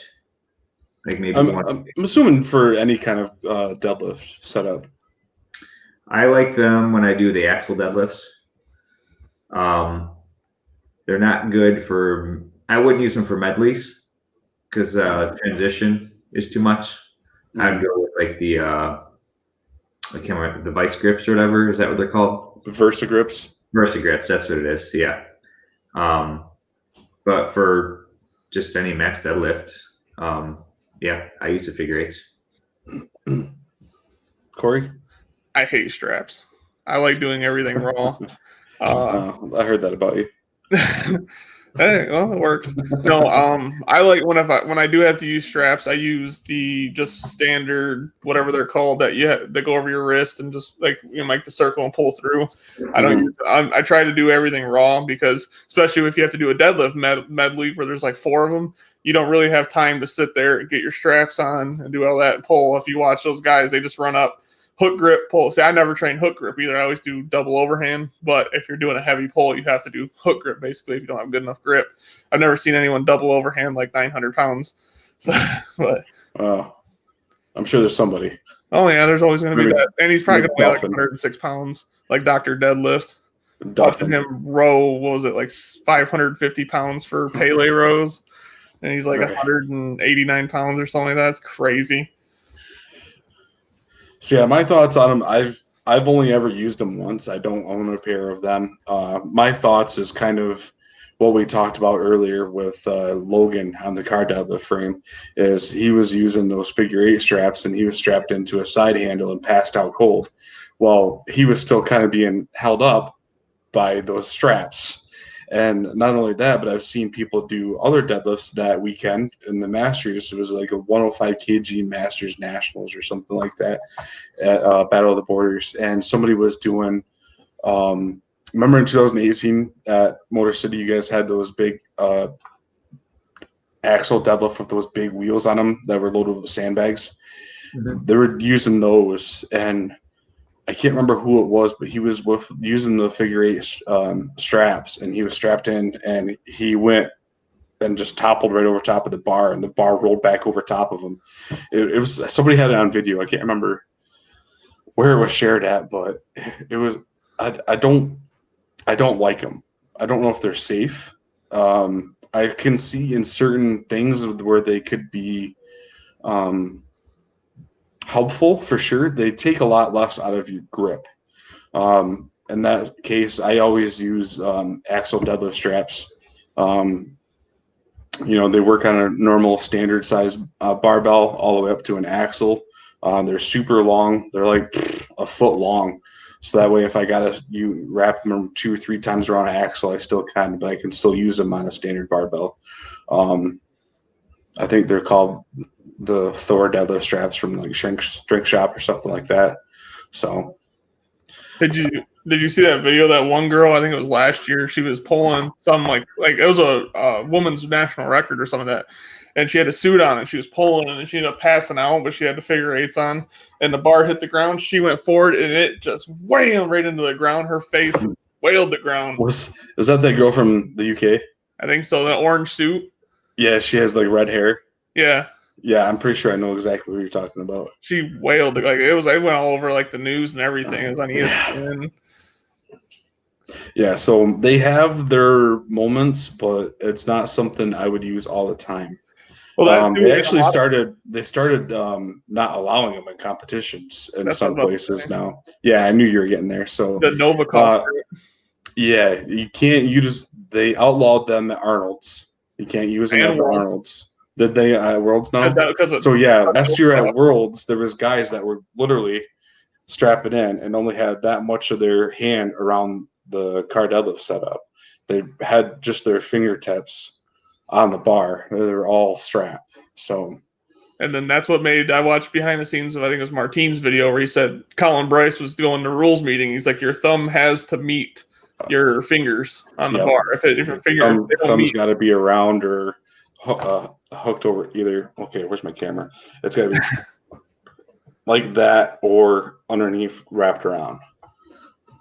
But yeah, I mean, they have their moments. If they're allowed into competition and you want to use them, go for them. Train with them. Get used to how they work because they're completely different than using regular deadlift straps. Because I've only used them once, and that was that throwdown. Don't you put them on and like they're basically next to your hand? Which one? Kind of the figure 8 straps. There's a couple different ways to do it. But yeah, that's one way. Okay, and then you're kind of pushing your wrist into them. I just hit my mic. You're kind of pushing your wrist into them to tight it down, basically. I don't Depending know. on the size that you got, yeah. I'm Yeah. really stupid. So when I first used figure eights, I wrapped the figure eights and then I grabbed the figure eights around the axle. And I was like, man, this is making it harder. And because I was literally like, my hands are like this on the bar, like trying to grab it. I was like, man, I don't see how people like this. But then I was thinking like Ode Hagen says, he's like, ain't the point of the axle to make it harder to grip? Like, why would you use straps on something where you're literally making it harder to grip? Because the competition allows you to. Yeah. Well, the same people. Those are the same people that are like, "Can I use tacky? It's a squat. Why do you need tacky on a squat? Can I use a grip shirt? Sure. I don't care." Like, I think Alan Thrall made a video about that a couple of weeks ago. did he? About using straps on axle? Yeah. We talked about it a little bit. I love his videos. Did you see that one where he's talking about being a powerlifter, about getting tight? Oh, and he has like that 5-minute setup, and he's like, "Oh, I forgot chalk." Yeah, he's like, or he's walking around the gym. He's like, I can't bench today because my shoulders are tight. My shoulders are making my elbows tight. And he's walking, I can't get too tight. My back's tight. Can't grab the bar too tight. And then the lifters are getting in position. He's like, gotta get tight, get tighter. You lost that racket. You're not tight enough. And he's walking around with like 2 slingshots on. It sounds vaguely familiar. Yeah, he's got a lot of good characters and skits that he kind of throws in there randomly. I just love how he has like a 39-second video just making fun of like powerlifters or something, and then that's it. There's no explanation out of nowhere. It's just him sniffing ammonia, walking around for 10 minutes, getting ready to do one like warm-up lift. All right, we're ready for your rapid fire questions now. All right. He did not sound excited about that. Oh, you love my rapid fire questions. I got some questions for you guys too, and Corey's done too, actually. Okay. Oh, you Awesome. go ahead right now then. Mine are just potty. Okay. Let's see here. Let's see. What strongman event do you guys want to see more of? Because it always kind of comes in ebbs and flows, right? Mm-hmm. And I feel like you kind of get tired of this same old stuff and then you want something else. What event don't we see very often that you guys wish that we did see? Fingal fingers. Or fiscal finger. However they call doors, hammers, whatever they're called. The ones where basically you just take the Fingal telephone fingers, pole yep. made of metal, stand, let them walk it up, flip it over. I think that's like the perfect combination of cardio, endurance, and strength. And it's cool. Like every competition you see them in, it's just so cool, especially when they get to that last one that weighs like 350 pounds and they're just huffing to get that thing just to get to that tipping point. I've always wanted to do that in a competition. Mm-hmm. Yeah, we kind of talked about this a little bit last week. Is some of the stuff that we would like to put in competitions that we don't see as much as we used to, or stuff back from like the early 80s, like stuff that they used to do back then that we don't do as much now.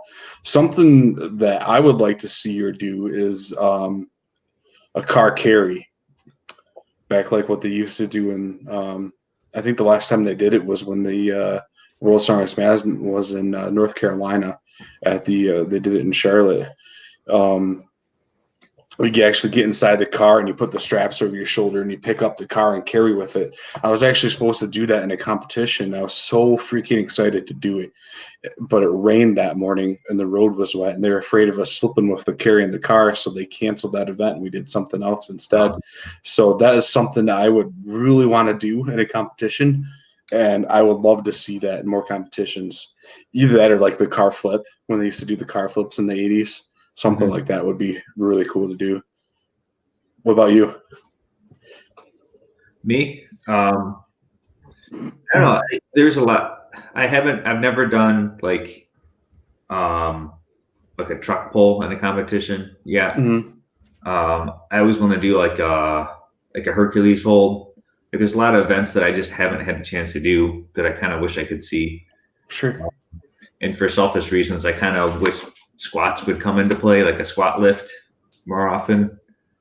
Yeah, and all of the competitions I've ever done, I've only had 2 that have had squats, and one was a car squat, and one was a squat, and like what they do at Worlds with the big tires on the end, and you had to go down and touch at the bottom and come back up. Yeah, and that was the only borders, I've right? done like Battle of the Borders. Yep.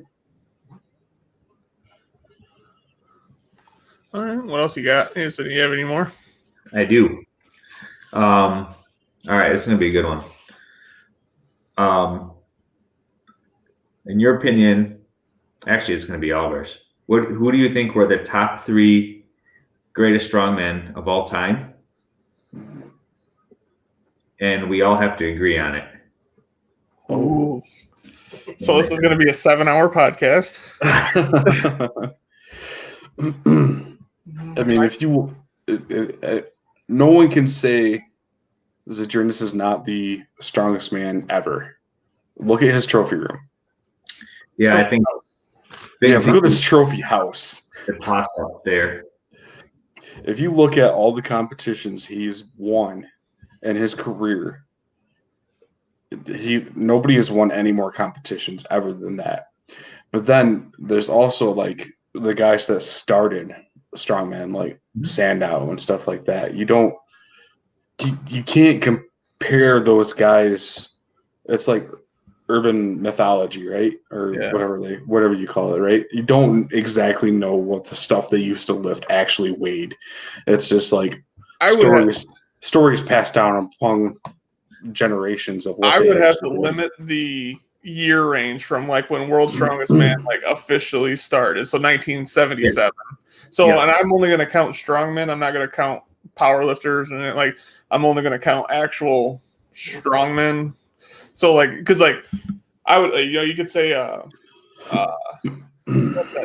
one Russian guy, like Igor or something. Now like his powerlifting total was like 2,000. Like, it was just crazy. I don't remember what it was. It was just every lift he did was like 1,000 pounds. So it's like if you count that, he has every Russian record type deal. But I'm only going to count people that compete in strongman. Mm-hmm. Yeah, that's kind of what I was thinking. I don't quite realized it right. I would go with my list that I always say is the same, and Tony's is probably going to be somewhat close, but I'm going to go with Zydrunas, number 1, John Paul, number 2. And I'm actually going to go out of my way on this one just because I don't want to say Kaz, because he won in the 80s, but he didn't compete against anyone, really. It was like, if you watched his competitions, he was still competing against like football players and stuff. So I like Kaz, but I'm going to go with Jeff. What's his last name? 4 times the world's strongest man. Jeff. His last name's Jeff, isn't it? That was his first name was Jeff. I know exactly who you're talking about. He's a huge fat dude now. But he won. He was like super dominant in, I think it was like 1978, 79, 80. I think it was. But he's in crazy strength. Capes. Jeff Capes. That's his name. Jeff Capes. He was in the same time as Kaz and John Paul and stuff like that. So. Yeah. Oh yeah, I recognize him. And then John Paul kind of made strongman into the showmanship thing. He was a lot of because before it was just you do your comp, walk away quietly, and then John Paul was like, "I am a Viking," and then they're like, "You're an Eskimo." I am not an Eskimo. I'm a Viking. There's no point to be alive if you can't do deadlift. Like that's all the coolest things ever. Like everyone knows those quotes. Yep. I don't know if I put Capes in there, but you're pretty close. I would say for sure those 2 are 1 and 2. But you also have to say John Paul didn't do a lot of stuff other than Worlds. I mean, he was a big power lifter. Okay. But there wasn't a lot of more competitions back then that there is now today. Yeah, so that's kind of where Zydrunas got ahead of everybody else is there wasn't like the Giant Slide back there. There wasn't the Arnold's back then. There wasn't the Strongman Championship League, and each individual countries weren't doing like the Brits and the Europes and Lithuania Strongest Man and stuff like that. So that's where kind of Zydrunas got the edge upon a lot of the other people is nobody else will ever be able to say, I won Arnold's 8 times.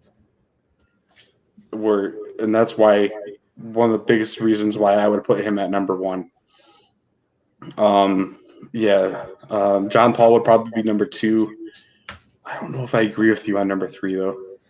it's hard because like I'm looking at total wins and total strength as to combine. Because like I would say, you know, like there's a lot of people. Like I'd say Shaw and all them, but like it's hard because to think of Shaw competed against John Paul, it might just be like Shaw competing against Novikov, where Novikov, you know, whips him. Yeah. So like John Paul was way ahead of his time when it comes to endurance and strength. Mm-hmm. So that's what's hard for me because I also don't want to be pick the same three that I always do. That's why I wanted to go out of time with Capes to have something a little different, but he's still great. You know, like when you look at the all-time greatest strongman and world's strongest man, he's right up there. You know, Kaz, Capes, Zadrunas, Shaw, John Paul, Marius. Yeah, I was gonna say if anyone was gonna fit into that third spot, I was thinking Pujanowski. I mean, he does have the record for 5. There's But also IFSA. What's that? But IFSA. Everyone went to IFSA. If he would have went head to head with Zadrunas would have whipped his ass. Right, but I mean, there was also you had Pujanowski, or not Pujanowski, but Poundstone. He was like his only big competition. Well, Poundstone. Yeah, he whipped Poundstone every single time he went against him. Poundstone's highest podium was 3rd, wasn't it? So he had 2nd against Marius at least twice. 2nd in Worlds? Yes. Really? I didn't think he got that high. Pretty sure. Like Pujanowski's awesome. He's an amazing like creature of strength. But I think if he was going against like Zadrunas and all that, because everyone once IFSA came out, all those guys went to IFSA because they had more money. Right, they wanted to get paid. Offered huge money compared because World's Strongest Man only paid you like 20 grand back in the day to win. That was first place, so it wasn't like it was. And IFSA's lowest was 35,000, and they paid your travel and stay. Well, I mean, you can't penalize them for not doing it, I guess. Yeah, it's like a double-edged sword, but I mean, you can't penalize them based on who showed up to the competition. Yeah, but in my eyes, he's kind of well-rounded. You know what I mean? Yeah, and I don't know about you guys, but he was always like a character I remembered from like when I was younger. Because like he was the type of guy where like when you thought like who's the strongest man, and you see him, and you're like, well, obviously him. Obviously, and he's tan, guys, you know. But so he just, yeah, like you said, he was just like a creature. He was just a freak. A lot of people forget about him now. It's kind of weird how it kind of. I think he just gets undermined a lot because of that IFSA split. And the cocaine. That's what really hurt him. You got to do something to look that good. Well, not only that is he's not involved like all the retired guys are involved with everything still. Yeah, he went to MMA.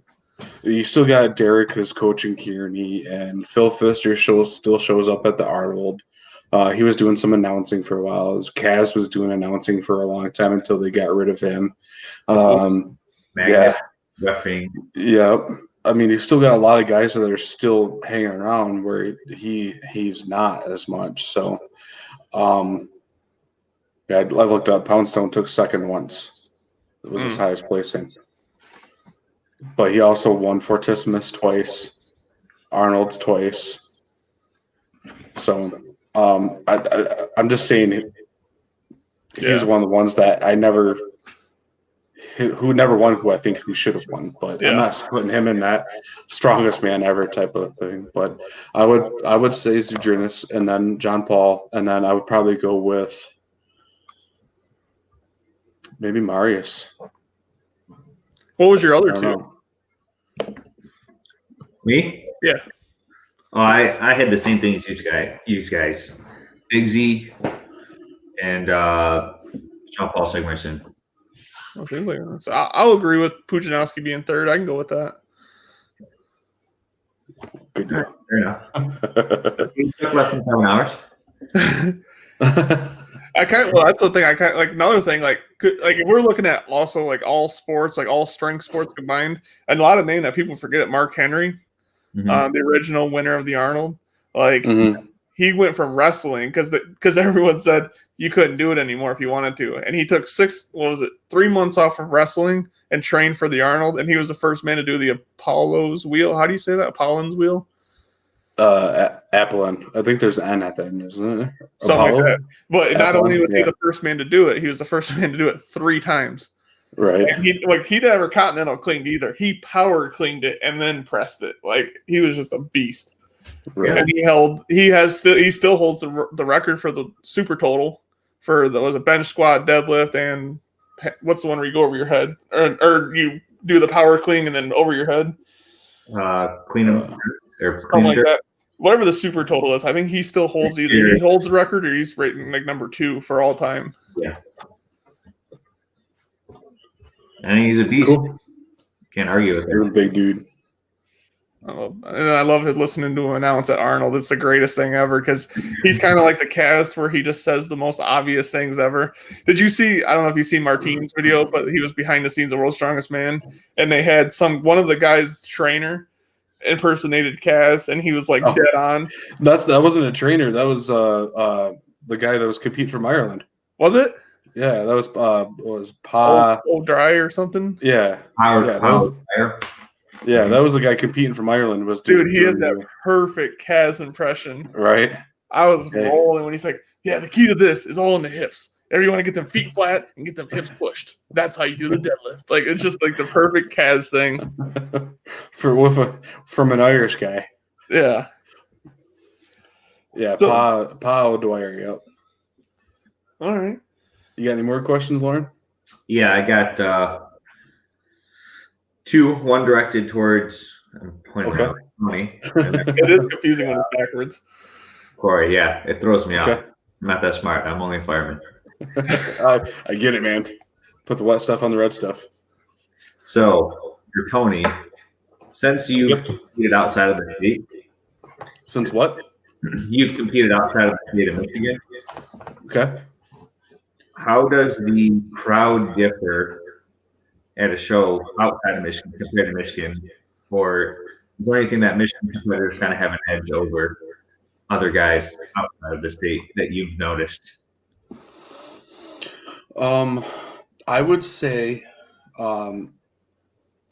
for the crowd aspect, a lot of the other competitions, other than a few, have been at like a private gym or a convention center or something like that, where I don't think it was broadcasted as much, so there wasn't huge crowds. So like I competed in Arizona, was at a gym. It was at a CrossFit gym. All but one event was indoors. So it wasn't packed. Like if you remember, like Great Lakes was just absolutely packed. So this was about the same size gym, and there's plenty of room in the gym. I mean, it was not packed in asses to elbows like Great Lakes was. Probably one of the biggest crowds outside of the state was at a competition I did down in Martinsville, Indiana, and it was at a fairgrounds, and there was a fair going on at the same time. And that's the only reason why I'm going to say it was busy, as people were passing by and seeing it was going on. And I would say Michigan crowds get a lot bigger. Like if you've all been or have at least seen Michigan Strongest Man and Frankenmove, there is a huge crowd that shows up to that event. I mean, every year they got to add a set of bleachers on. Basically, they had to move it to a bigger parking lot than it was back when they first started in 2013. That competition's gotten huge, and it draws a huge crowd. So I've competed in 7 states now. Michigan's got to have the biggest turnout for crowds. Fair enough. What about just the competitors? Have you noticed anything in the competitors compared to guys you compete with in state? So if I were to have to go into all the other states I've competed in, Michigan's got to have the strongest competitors. I've competed in Michigan, Indiana, Ohio, Illinois, West Virginia, Tennessee, Kentucky. Michigan's got to have the strongest guys out of all the other states that I've been to. Or maybe I just was at the wrong competitions. But I went to Indiana's Strongest Man in the open super heavy and took second. So I do. It was a weird layout of the competition where I had no idea until they called up the winners who I was actually competing against. Huh. So, and it turned out there's only 3 of us, and the open super heavies. But it was to say that that was Indiana's strongest man competition, and I went there and took second. It's like this is really what Indiana's got. So Yeah. it was interesting. So, Well, and maybe that's a good thing. Then the bar set higher around here, maybe. Any other insight on that? I just like I said, all the other competitions were inside a convention or at a gym or something like that. So even that one in Indiana for Indiana's Strongest Man was at a fairgrounds, and it didn't draw as big as a crowd as the other one in Martinsville did. But it was weird because the next year that same competition in Martinsville was a Giants Live competition. So Brian Shaw was at it, not competing, but I believe he did a home retired deadlift or something at it. So yeah. So I would say Michigan's got some of the strongest group of guys that I've ever had to compete against. That's good. Iron sharpens iron, right? Yeah. And then, so for Corey, going along with the out-of-state stuff, because I know you said you want to do the Ocean State Strongest Man, right? Yep. Have you looked at the weights? Because it looks pretty heavy. Oh yeah, he's an Arnold qualifier. Yeah. So which events are you think, you may have covered this a little bit, but I missed it. Like, which events do you think you're going to place well in, and where do you think you're going to struggle with Ocean State's lineup? And just so people listening can kind of know what's going on, I'll just list off the events here because I looked it up. Or if you remember them off the top of your head, you got a log clean and press for reps, last man standing deadlift, a dead sled carry, which is kind of like a frame. Yep. And then a loading arm over arm pull medley, and then Atlas stone for reps. And it's a 400, I think it's a 405 pound stone. Yeah, it's a 400 stone. Oh my God. For reps, by the way. So as it sits with my training right now, my struggle, I think, will be on the deadlift till you fail, because I think it opens at 635. I think is what it says, right? You're doing super heavyweight or heavyweight Yep. men. Right? Your deadlift opens at 585. 585. Okay. Which is Yeah, I think that would be my weakest one because I would like to hit 700 on that. So I don't know how many people are going to compete with that. So it could go all the way up to 900. That's crazy. Some of those guys. I think that's what I've been working on the most. So I know the 585 open will be easy. I think as it sits, like I said, my goal is to hit 700 if I can, somewhere around there. So that I'm not really sure if that's going to be good or bad. It all depends. Yeah. According to Tony's analysis, you should be crushing them, right? I hope so. And then I think my strengths are going to be the stone or the arm over arm pull. Does it say the weight for the arm over arm pull yet? So I think it was So you said it was a carry and drag. So is it like you have to load a sled up or something like that and then drag it? You load a sandbag that's 25 feet away from the implement, and then you load a second sandbag, and then you drag the weight, the sandbags on a sled back to like a starting line. I believe it was a 300-pound, 325, and it's 300-pound bags with a 150-pound sled. Yeah. So right now for my training with that, I'm pulling my truck, and I'm doing that arm over arm with no blocks or no nothing. I'm just sitting on my ass in the driveway and just pulling my truck with using a battle rope. And I could pull that. I don't know how much that, I don't know, the weight wise, the resistance and all that. So it's a slight uphill. So that's what's helping me really with the resistance training. The 300-pound bags and load, that won't be a problem. So I think that's going to be a strength event, a good event for me. And and then maybe the log is 320 for reps. And by that point, so by June, I'm hoping I should be able to get that for 5. I want to be able to get that for 5 is my goal. So I'm not, like I said, I don't really know if that's strength or weakness. Like, it all really depends on who ends up coming, especially since this year it's an Arnold qualifier. So I know at the Arnold, the deadlift ladder was like 685, 725, and like 780, something like that. So it's heavy. So it's definitely a lot of prep work, and that's what I've been really putting down the groundwork right now, getting to it. And the last few months have been, like I said, like before, the best training that I've had ever.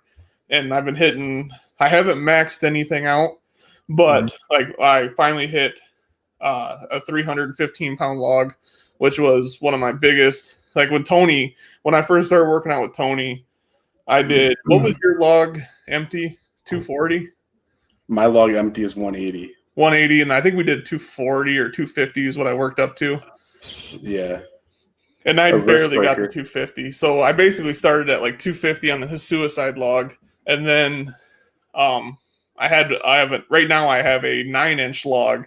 So it's really hard to get, because like in competition, a 12-inch log is so much easier for me to clean.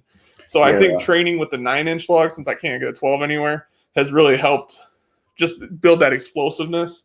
And that's like what I was saying earlier with the high rep everything, is being more explosive has helped me so much.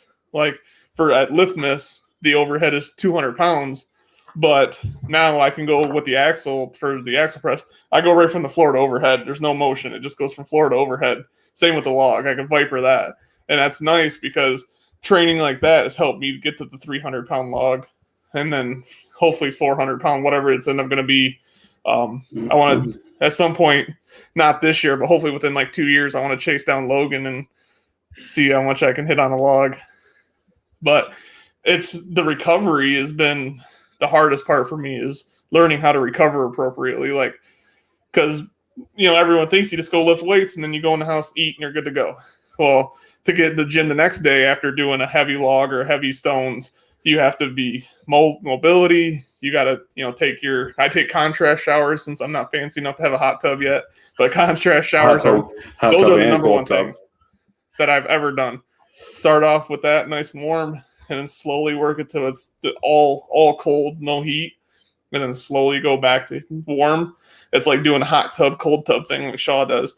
I feel great after doing those. It sucks the first couple times, but after you get used to that, and then stretching, being more mobile, having that to where you can go from the floor to the head without having any injuries, really nice. Having that stability, like Brittany Diamond's my coach, so she's the one that kind of talked me into going out to Rhode Island to compete in that one, because that was always my goal, is to hit an Arnold qualifier. And I think if I just keep on my step I'm doing now, I'll have no problem with those weights. I actually have to hit up Tony to help pour a 400-pound stone, because he has the biggest mold that you can get. And I got to go get some more lead. I've been going to the tire shop and getting lead tire weights. I want to melt all those down into a core and use that in the center of that stone. What's the heaviest stone you've done so far? The heaviest stone I have is the 320? Is it a 20-inch with no inserts? Yeah, but So I think it's like 310. So then it's got a 6-inch foam insert in it. It's 19-inch, I think. Okay, so 19-inch would be under 300, yeah. Yeah, so it's like 310 altogether. Right. We made it at Matt's, but that's the only one I have that's my biggest one. So I just load that to a 60-inch platform, just constantly trying to, or I'll set the yoke up to I think 58 or 60 inches, and that's what I'll load to. And then I've been trying to going just from lap to top, just doing that over and over again, building that. And then after doing some zombie squats now, after watching Martine's videos, I talked to my coach, and we're doing some working in zombie squats. So I want to be able to hit 405 for at least 5 on that, and that will put me in a good spot for that stone. Yeah. And those suck too. If you ever practice those, make sure you get that right angle on your arms. Because if you want to get a 405 stone is what you're looking to get? Yeah, I think it is. All right, so the biggest we can do with my 20-inch mold is a 375. I think if I can throw around a 375 comfortably, a 400 won't be too bad, especially if it's the same diameter. Right. So in order to get something close to 400, you would have to get a 22-inch mold is 400 pounds without any insert. Oh, they make it. They make it 22. They make up to a. I have Slater's website open right now. They make up to a 24. Are they like viable or are they sold out? Viables. They make up to a 24. So to get a, what did I say? 22. 400 pounds. Let's see if he's got any available. $200 probably. He makes them, so you would probably order it and he'd make it. Oh, easily $200. And then you're looking at that in concrete too.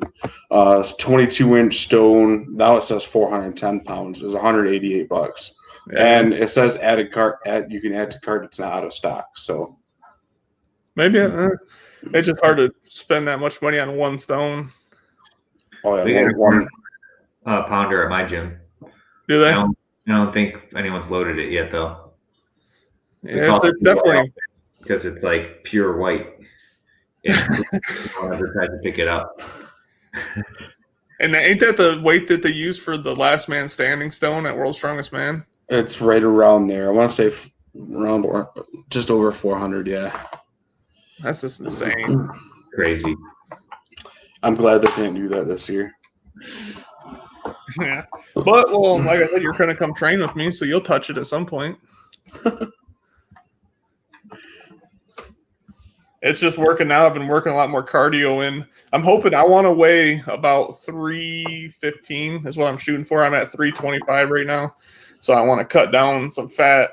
Working in my morning cardio now that I don't have to work so much has been easier.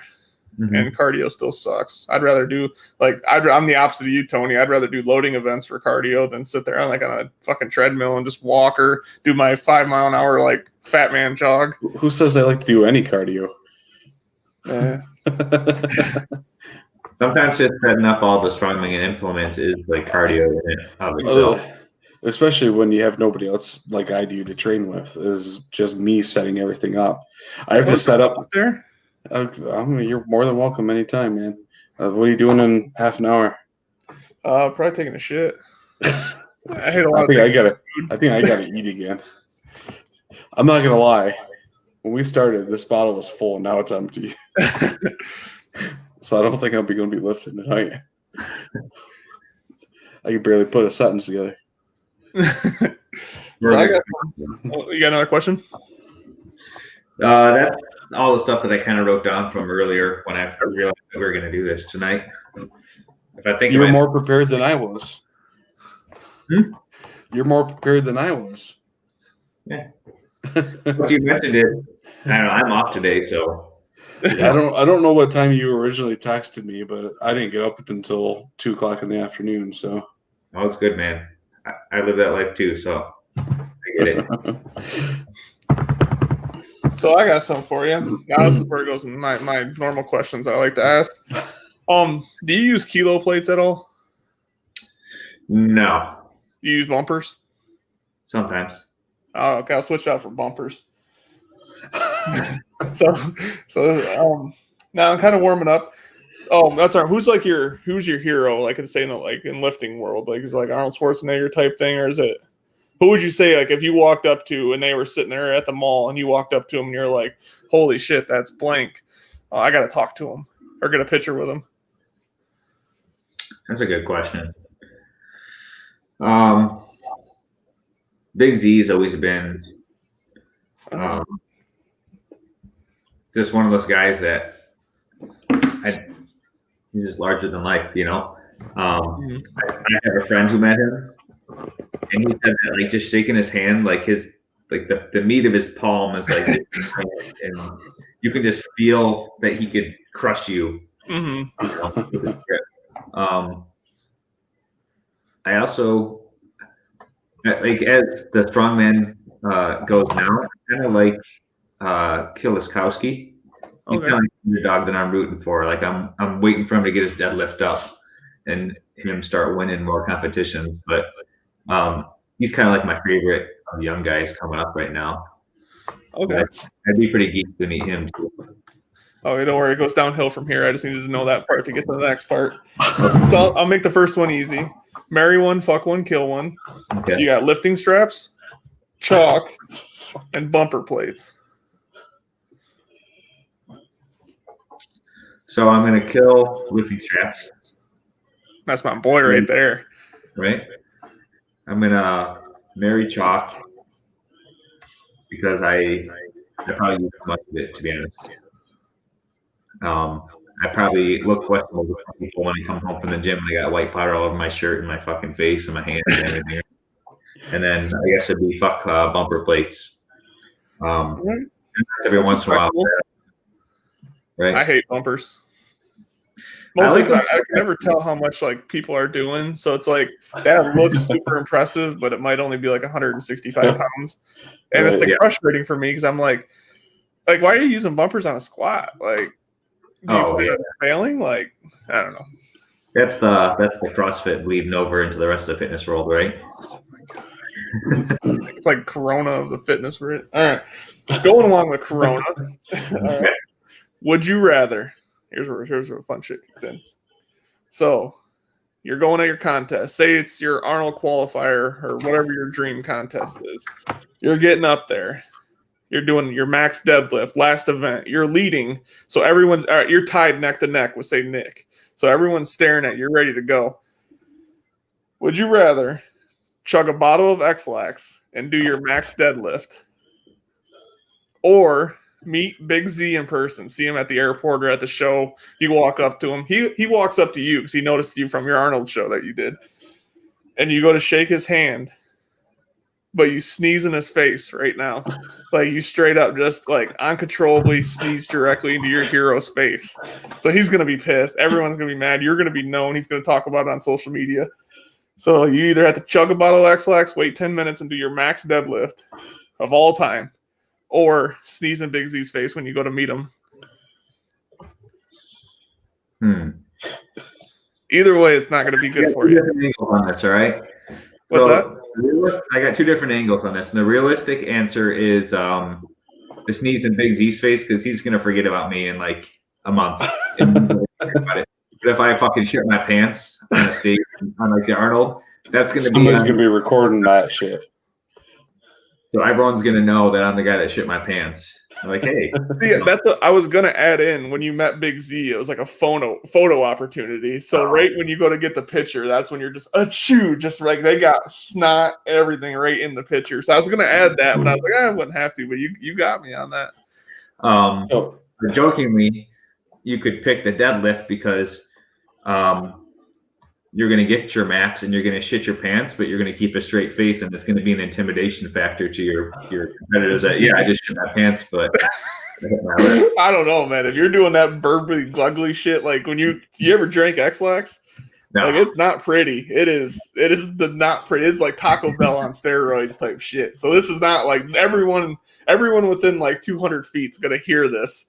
Because like they're going to not only hear it, but they're going to see it too at some point when you go to walk away. So it's kind of like what I picture in my head is, the Russian guy when he's deadlifting, his nose just blows open and all the blood. It's like that, but it's not your nose. So I have something funny to add on to this. Okay. So to answer your first question with this, and this would go back a couple of years, the person that I always wanted to meet was Bill Kazmaier. So at the Arnold's in 2016 or 17, he was sitting at the SBD booth, and they were absolutely not busy whatsoever. I was able to walk right up to Bill Kazmaier, talk to him. So I was able to get my picture with him, and as I shook his hand to walk away from it, somehow I cut his hand open by shaking his hand. So if you want to talk about meeting your inspiration in Strongman and then it fucking falling apart in a matter of seconds. He mad? Oh, he was pissed. He was absolutely pissed. I'm like, I'm sorry, and I just walked away. It was like I got my picture with him, And it's the same type of thing. He'll never fucking remember wwho I was when I walked away from him. Oh, I bet you if he's seen you again, he'd like stop and go like, "Why do I know that face?" Son of a bitch. I remember that. Cut my hand, clean cut, right across. So I have no idea how I did it because it wasn't like I didn't have any bad calluses. My nails weren't sharp or anything because I cut them the day beforehand. I don't understand how I cut his hand open. I have no clue. Weak old man skin or something. What's that? Maybe he's got weak old man skin or something. Yeah. That's my only thing is when I shook his hand, I shook it too hard and broke one of those calluses open or something. I'm like, I have no idea, absolutely no idea how I did it. And it was so embarrassing for me. I just had to leave. Like there was other people at the booth I wanted to meet. Like who else was there? Dimitar was there. And I think Jerry Pritchett was there. There was other people at the SBD booth I wanted to meet, but I'm like, I have to leave. I have to go hide in a corner. I absolutely cannot be anywhere near this booth because he's going to tell other people and nobody's going to want to shake my hand. At the Arnold, my first Arnold I ever went to, I was walking around and I seen Stan Efferding. He was sitting at his when he was still doing the cooler. That was like the first year of the cooler. And no one was in line. And I was like, holy shit, that's Stan Efferding. Like, oh. Yep. And I walked up to him and I was so excited. And he's like, hey, how's it going? You know, you having a great time with your first Arnold? And I was like, yeah. And I looked him in his face and I said, it still haunts me. I was like, I really like your stuff. And he said, great. And then I turned to the camera and then I walked away. And I'm just like, out of all the things, like in my head, I'm like, how did you get the training? Like, what made you come up with the cool? And the first thing I said, I really like your stuff. I'm like, it still haunts me to this day how awkward that was. Same like when I met. So I was walking around, like, you know, you've been to the Arnold, and I looked over, and there's a lot of people walking by, and I just kind of look in this chair, and Magnus for Magnuson just sitting there, like no booth, no. There's just a fucking chair sitting there. Sitting at the Strongman Corporation booth. He wasn't even at. He's sitting outside of it. Oh, like it wasn't in the booth. It was out in like the walkway area on the red carpet. Okay. You know, it's like, that's Magnus for Magnuson. Like, can I get a picture? And he's like, yes. And then I walk up. He doesn't smile or nothing. I still got this picture. He's just like, and then I was like, and then he took the picture and he says, thank you. And he just walked away. And I was like, he hated that. Same with Robert Oberst. When I met him, I was like, you mind if I get a picture? He's like, and I was like, awesome. I met Oberst. He was in the crowd during the Strongman show. Well, I can see that. Both times I met Oberst, he was working with GAT still. And in 2016 when I went, he was getting ready to walk away from the booth to go do whatever. And I'm like, hey, man, can I get a picture real quick? He's like, yeah, absolutely. And he stopped and took a picture. We talked for a couple seconds, and he went on with his thing. The next time I met him, he was at the GAT booth again. He was actually like had a lineup of people because that was when he had right after he did the was it 10,000 calorie video or whatever like that. He was eating all sorts of different calories. That video kind of made him blow up type of thing. And he was super cool then. Like a couple people came up and they got pictures with like him holding them type of thing. And I went up and like went to go jump in his arms type of thing. It was funny, but he had to have been there. But he was super cool. Magnus, I had the same type of situation with Magnus. I'm like, hey, man, he was just sitting in a chair talking to somebody. I'm like, hey, man, can I get a picture with you? He's like, yeah, absolutely. And then he just didn't seem like he was into it whatsoever. You ever meet anyone? You ever been to the Arnold? No, I was going to say I don't go anywhere to meet anyone. It was another situation I was walking through, and I can't remember what booth I was walking past, but Irvin Cantona and Mikhail Shivaklov, or not Mikhail Shivaklov. Who's the other? Fuck, no, I can't remember. One of the other Russian guys were standing there, and I was like, hey, can I get a picture with you? And they're like, yeah, sure. And neither one of them speak a lick of English, so it was nice to get a picture with them.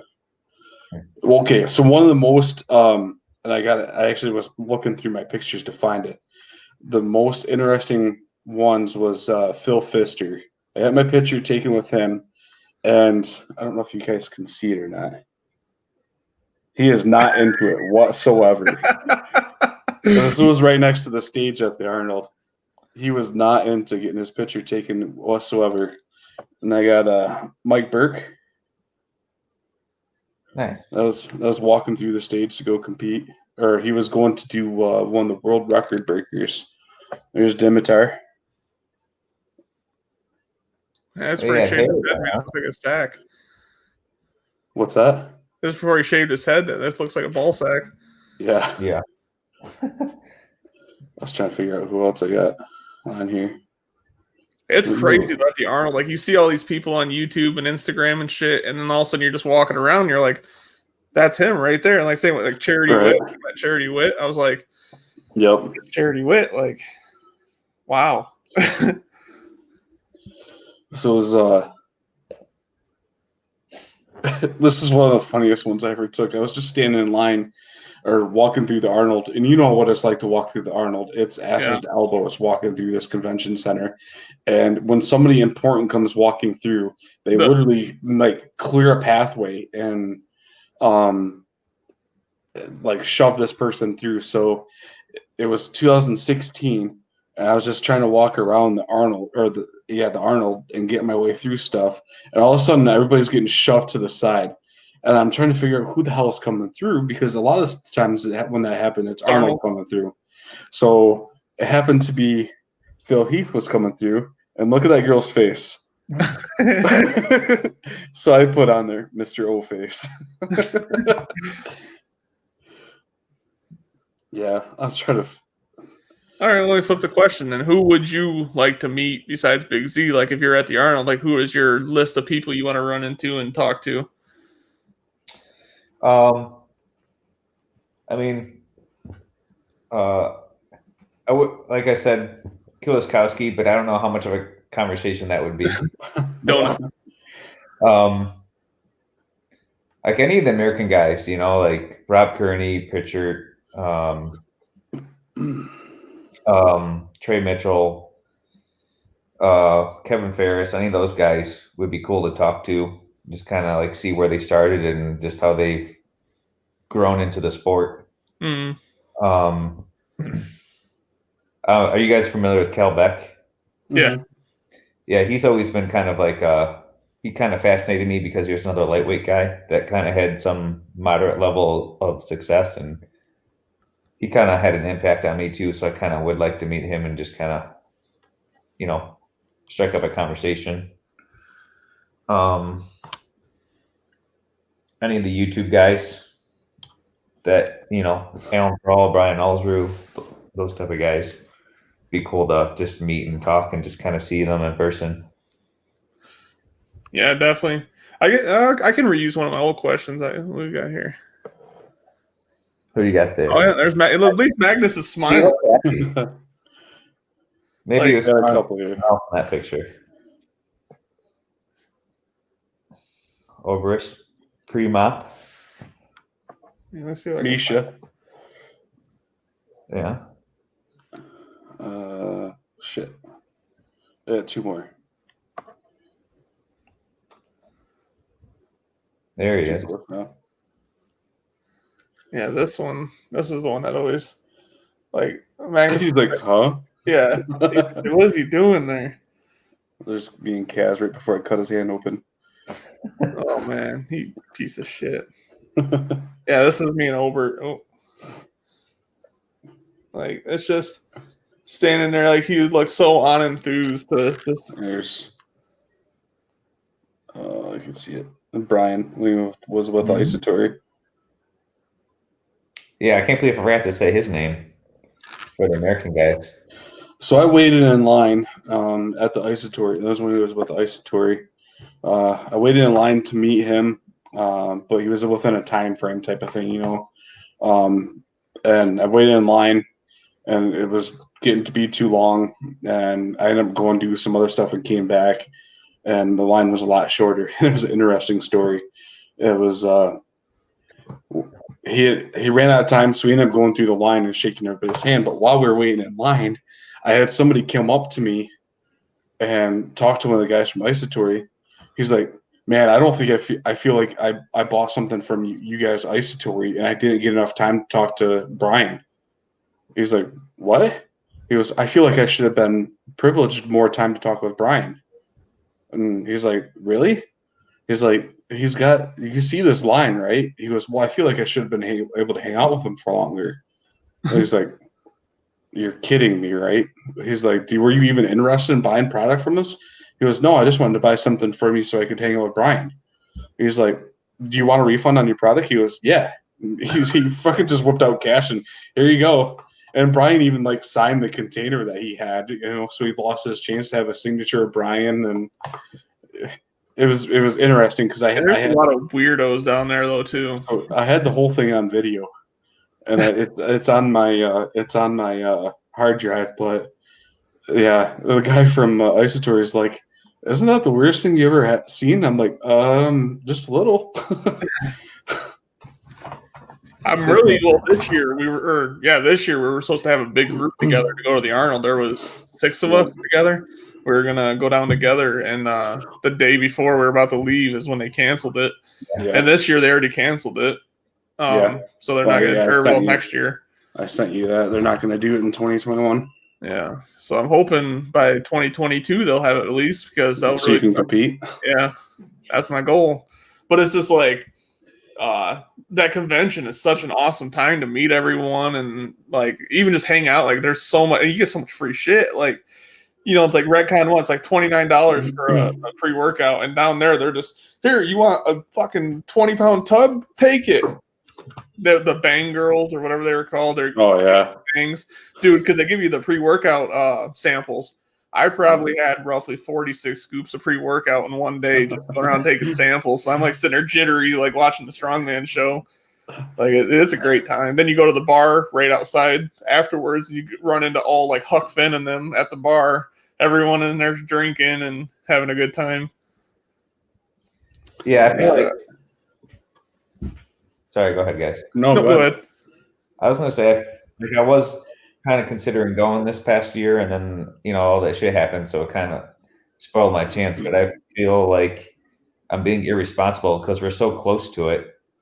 Like, why not go? Like, there's probably people in the country that would die to go, and they don't feel like flying over there. So I feel like I need to go at least once. It's really not that expensive unless you buy a bunch of stuff. Because like the first year I went down there after the hotel, the hotel room was like $120, and then I spent $100 when I was there for 2 days. So it's not really too bad. You could get a second mortgage on your house if you wanted to because there's so much stuff. But it's really cool to even run into powerlifting. I watched the women record breakers when I was there. Then you can go over and watch Highland games, and then there's fencing and pole dancing, competitive pole dancing.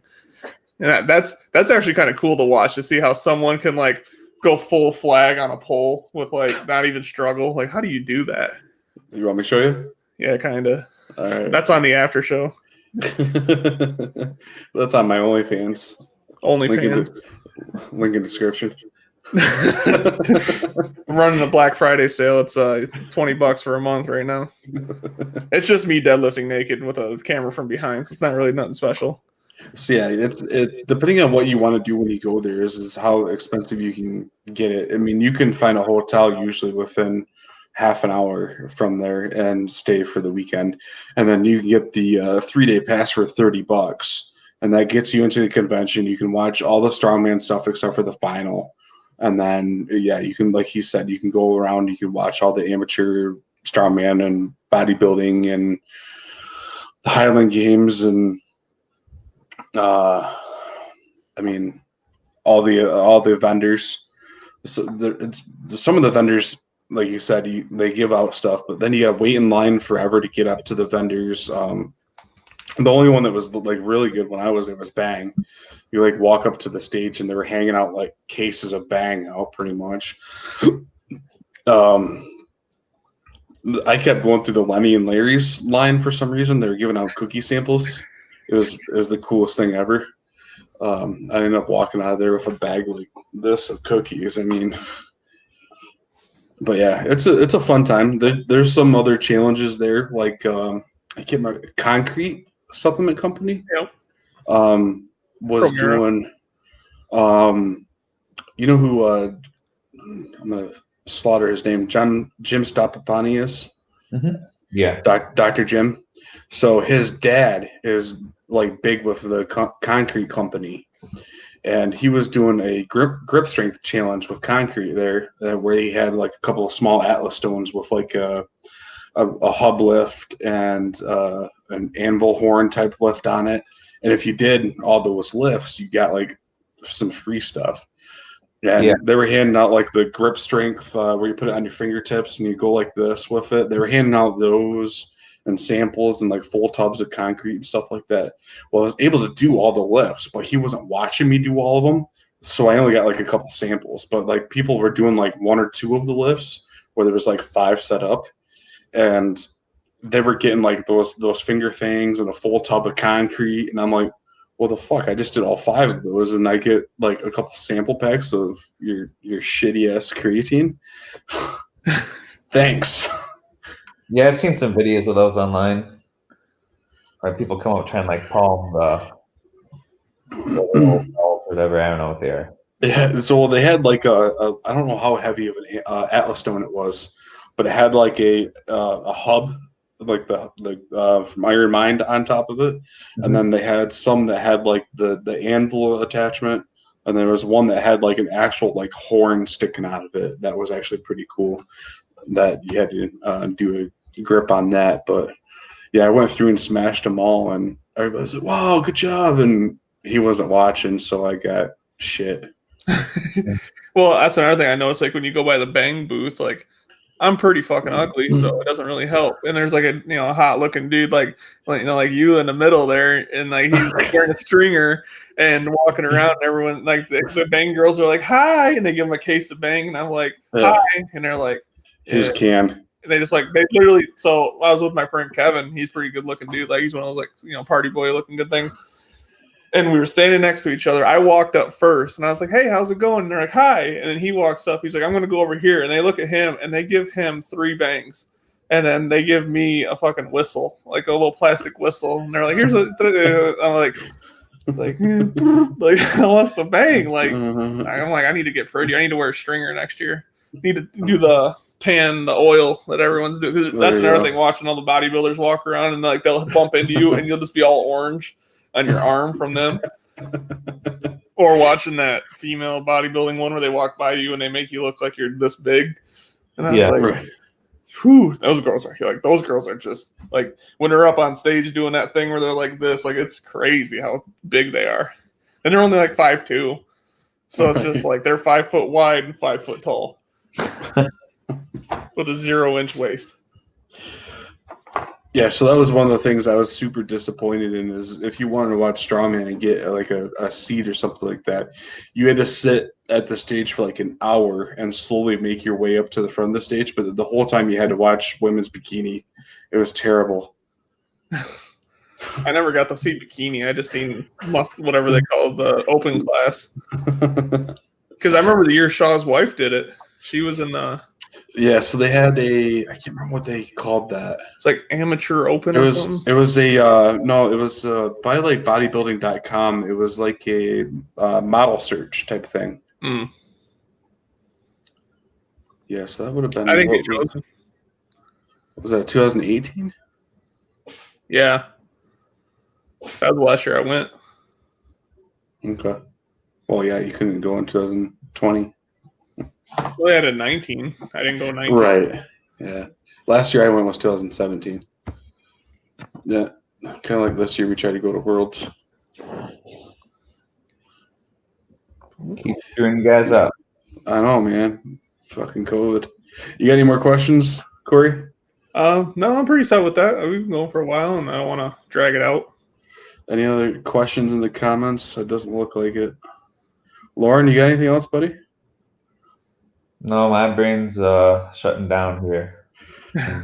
Hitting the whiskey too hard? Hours now, yeah.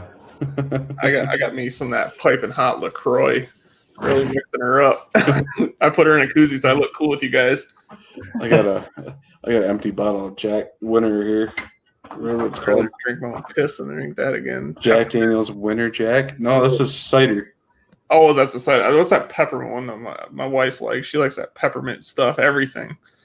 Can't even make a coffee, and all of a sudden it's peppermint coffee. All right, guys, if that's it, I appreciate having both of you on tonight. Thanks, Lauren, for jumping on last minute with us here tonight. Oh, thanks for having me. It's fun chatting Corey? with you guys. Yeah, absolutely. I definitely want to talk to you again, like do like a progress update in like a couple months or whatnot, and have you come back on and see where you're at and what you're doing. Yeah, for sure. Maybe I'll have to text you and see if you're up to coming up for Lift Miss. What day you guys doing it? The 12th. I'll have to look at my calendar. I might be working that weekend, but I can coordinate that with you with a text. I don't need to do it on the thing, right? Yeah, we don't have to do it right now. We can talk about it in the future. Depending on where you're at, it's 59 minutes from her parents' house. They live in that's straight up 24. Okay. That's how you get to here. It just take 24 up till it literally turns. It turns into my driveway. So Yeah, so I'm not sure if you're up to what we're doing for the events. It's nothing super terrible other than the 2 max out events. So we're doing a max frame deadlift, Okay. a overhead press medley back and forth between an axle and a log that are both 200 pounds, Mm-hmm. a yoke lift basically. We're setting it 16 inches from the below top, your top of your head. Yeah. So it's kind of like a half squat Okay. pick type of a yoke. And then we're doing a sandbag over bar, and then a max time for farmer's hold. So nothing terrible. I think what we're doing for the farmers, 200 pounds on that, or Yeah. 240, I think. All right. Yeah, I mean, if I can make it work, I'd be more than happy to come up. Yeah, I'll shoot you a text tomorrow with the date and everything with that. So, Okay. all right, guys, appreciate having you both on. Mm-hmm. Are you gonna be awake later? Am I going to be awake Or are you later? gonna go to bed? I will probably be up for 2 more hours at least. GTA. I guess.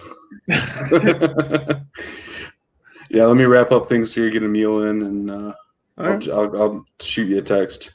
Okay. All right, guys, appreciate you both, and we'll catch you guys next time. Yep. See ya. All right, guys, just want to wrap this up really quick. Yes, we're going to definitely, hey, Ashley, we're definitely going to have food at Lift Miss as well. So everybody's going to bring a potluck item for that. I'll talk to him about that separately. But I just wanted to go over again real quick the Black Friday deal, because this is a huge deal. Spend $50 and you're going to get $260 worth of free stuff. So you're going to spend $50, you're going to get this lifting belt, a 15 serving of Total War, and a limited edition flavor of, I believe it's called Cherry Bomb. Don't quote me on that. This t-shirt and this limited edition shaker cup as well. So spend $50, get the $260 bundle for absolutely free. Plus, you're going to get 33% off on the website. So there are a couple new items on the website as well. Kai Green is now one of our athletes. So they have a limited edition hoodie for him with one of his sayings on the back, "Your thoughts become things." 250 of these are going to be custom signed by him and numbered as well, 1 through 250. We have a new athlete as well, which is Kenny Omega. He is an AEW wrestler.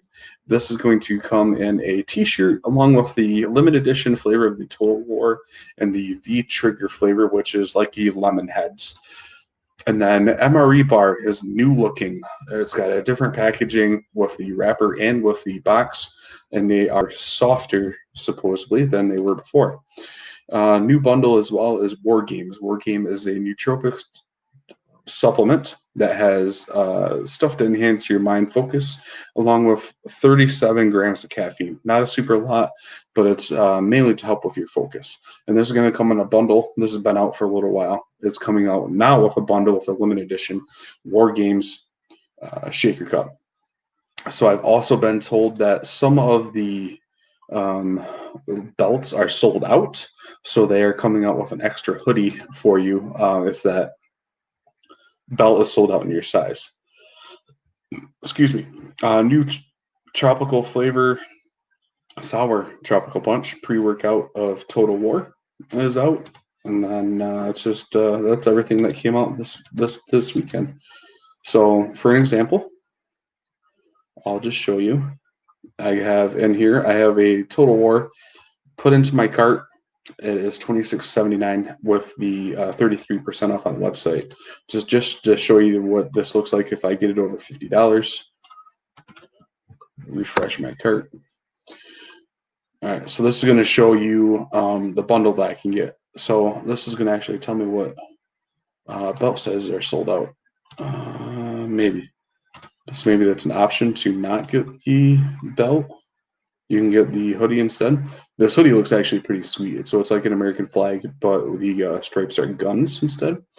I may try and get a second order and just to get this. No, I'm just kidding. I'm not going to order again. I already got a decent bundle put together for myself. So what you're going to do is select your t-shirt size, your belt size, which if you go to the belt itself, it'll give you a sizing chart. Add both those in. So say, for example, add to cart. And see, now I have $53.59 that I'll be paying. I'm going to be saving $286.39. So now you can either use my link down in the description of this video to help get me credit, or you can type in my name to get me credit for the sale. Click checkout, or you can round up to donate to the Recon One Foundation. I'm not going to go into that into full detail. You can use a company called Sezzle to divide your $53.59 into 4 easy payments of $13.40. And you can also donate down below right here to the Recon One Foundation as well. Click checkout. There's no discount code, no gift cards to be able to use this weekend. And yeah, just as simple as that. Hopefully you guys enjoyed this week's podcast. We'll try and come back next weekend with a new guest along with me and Corey. And yeah, that's it, guys. Have a good night.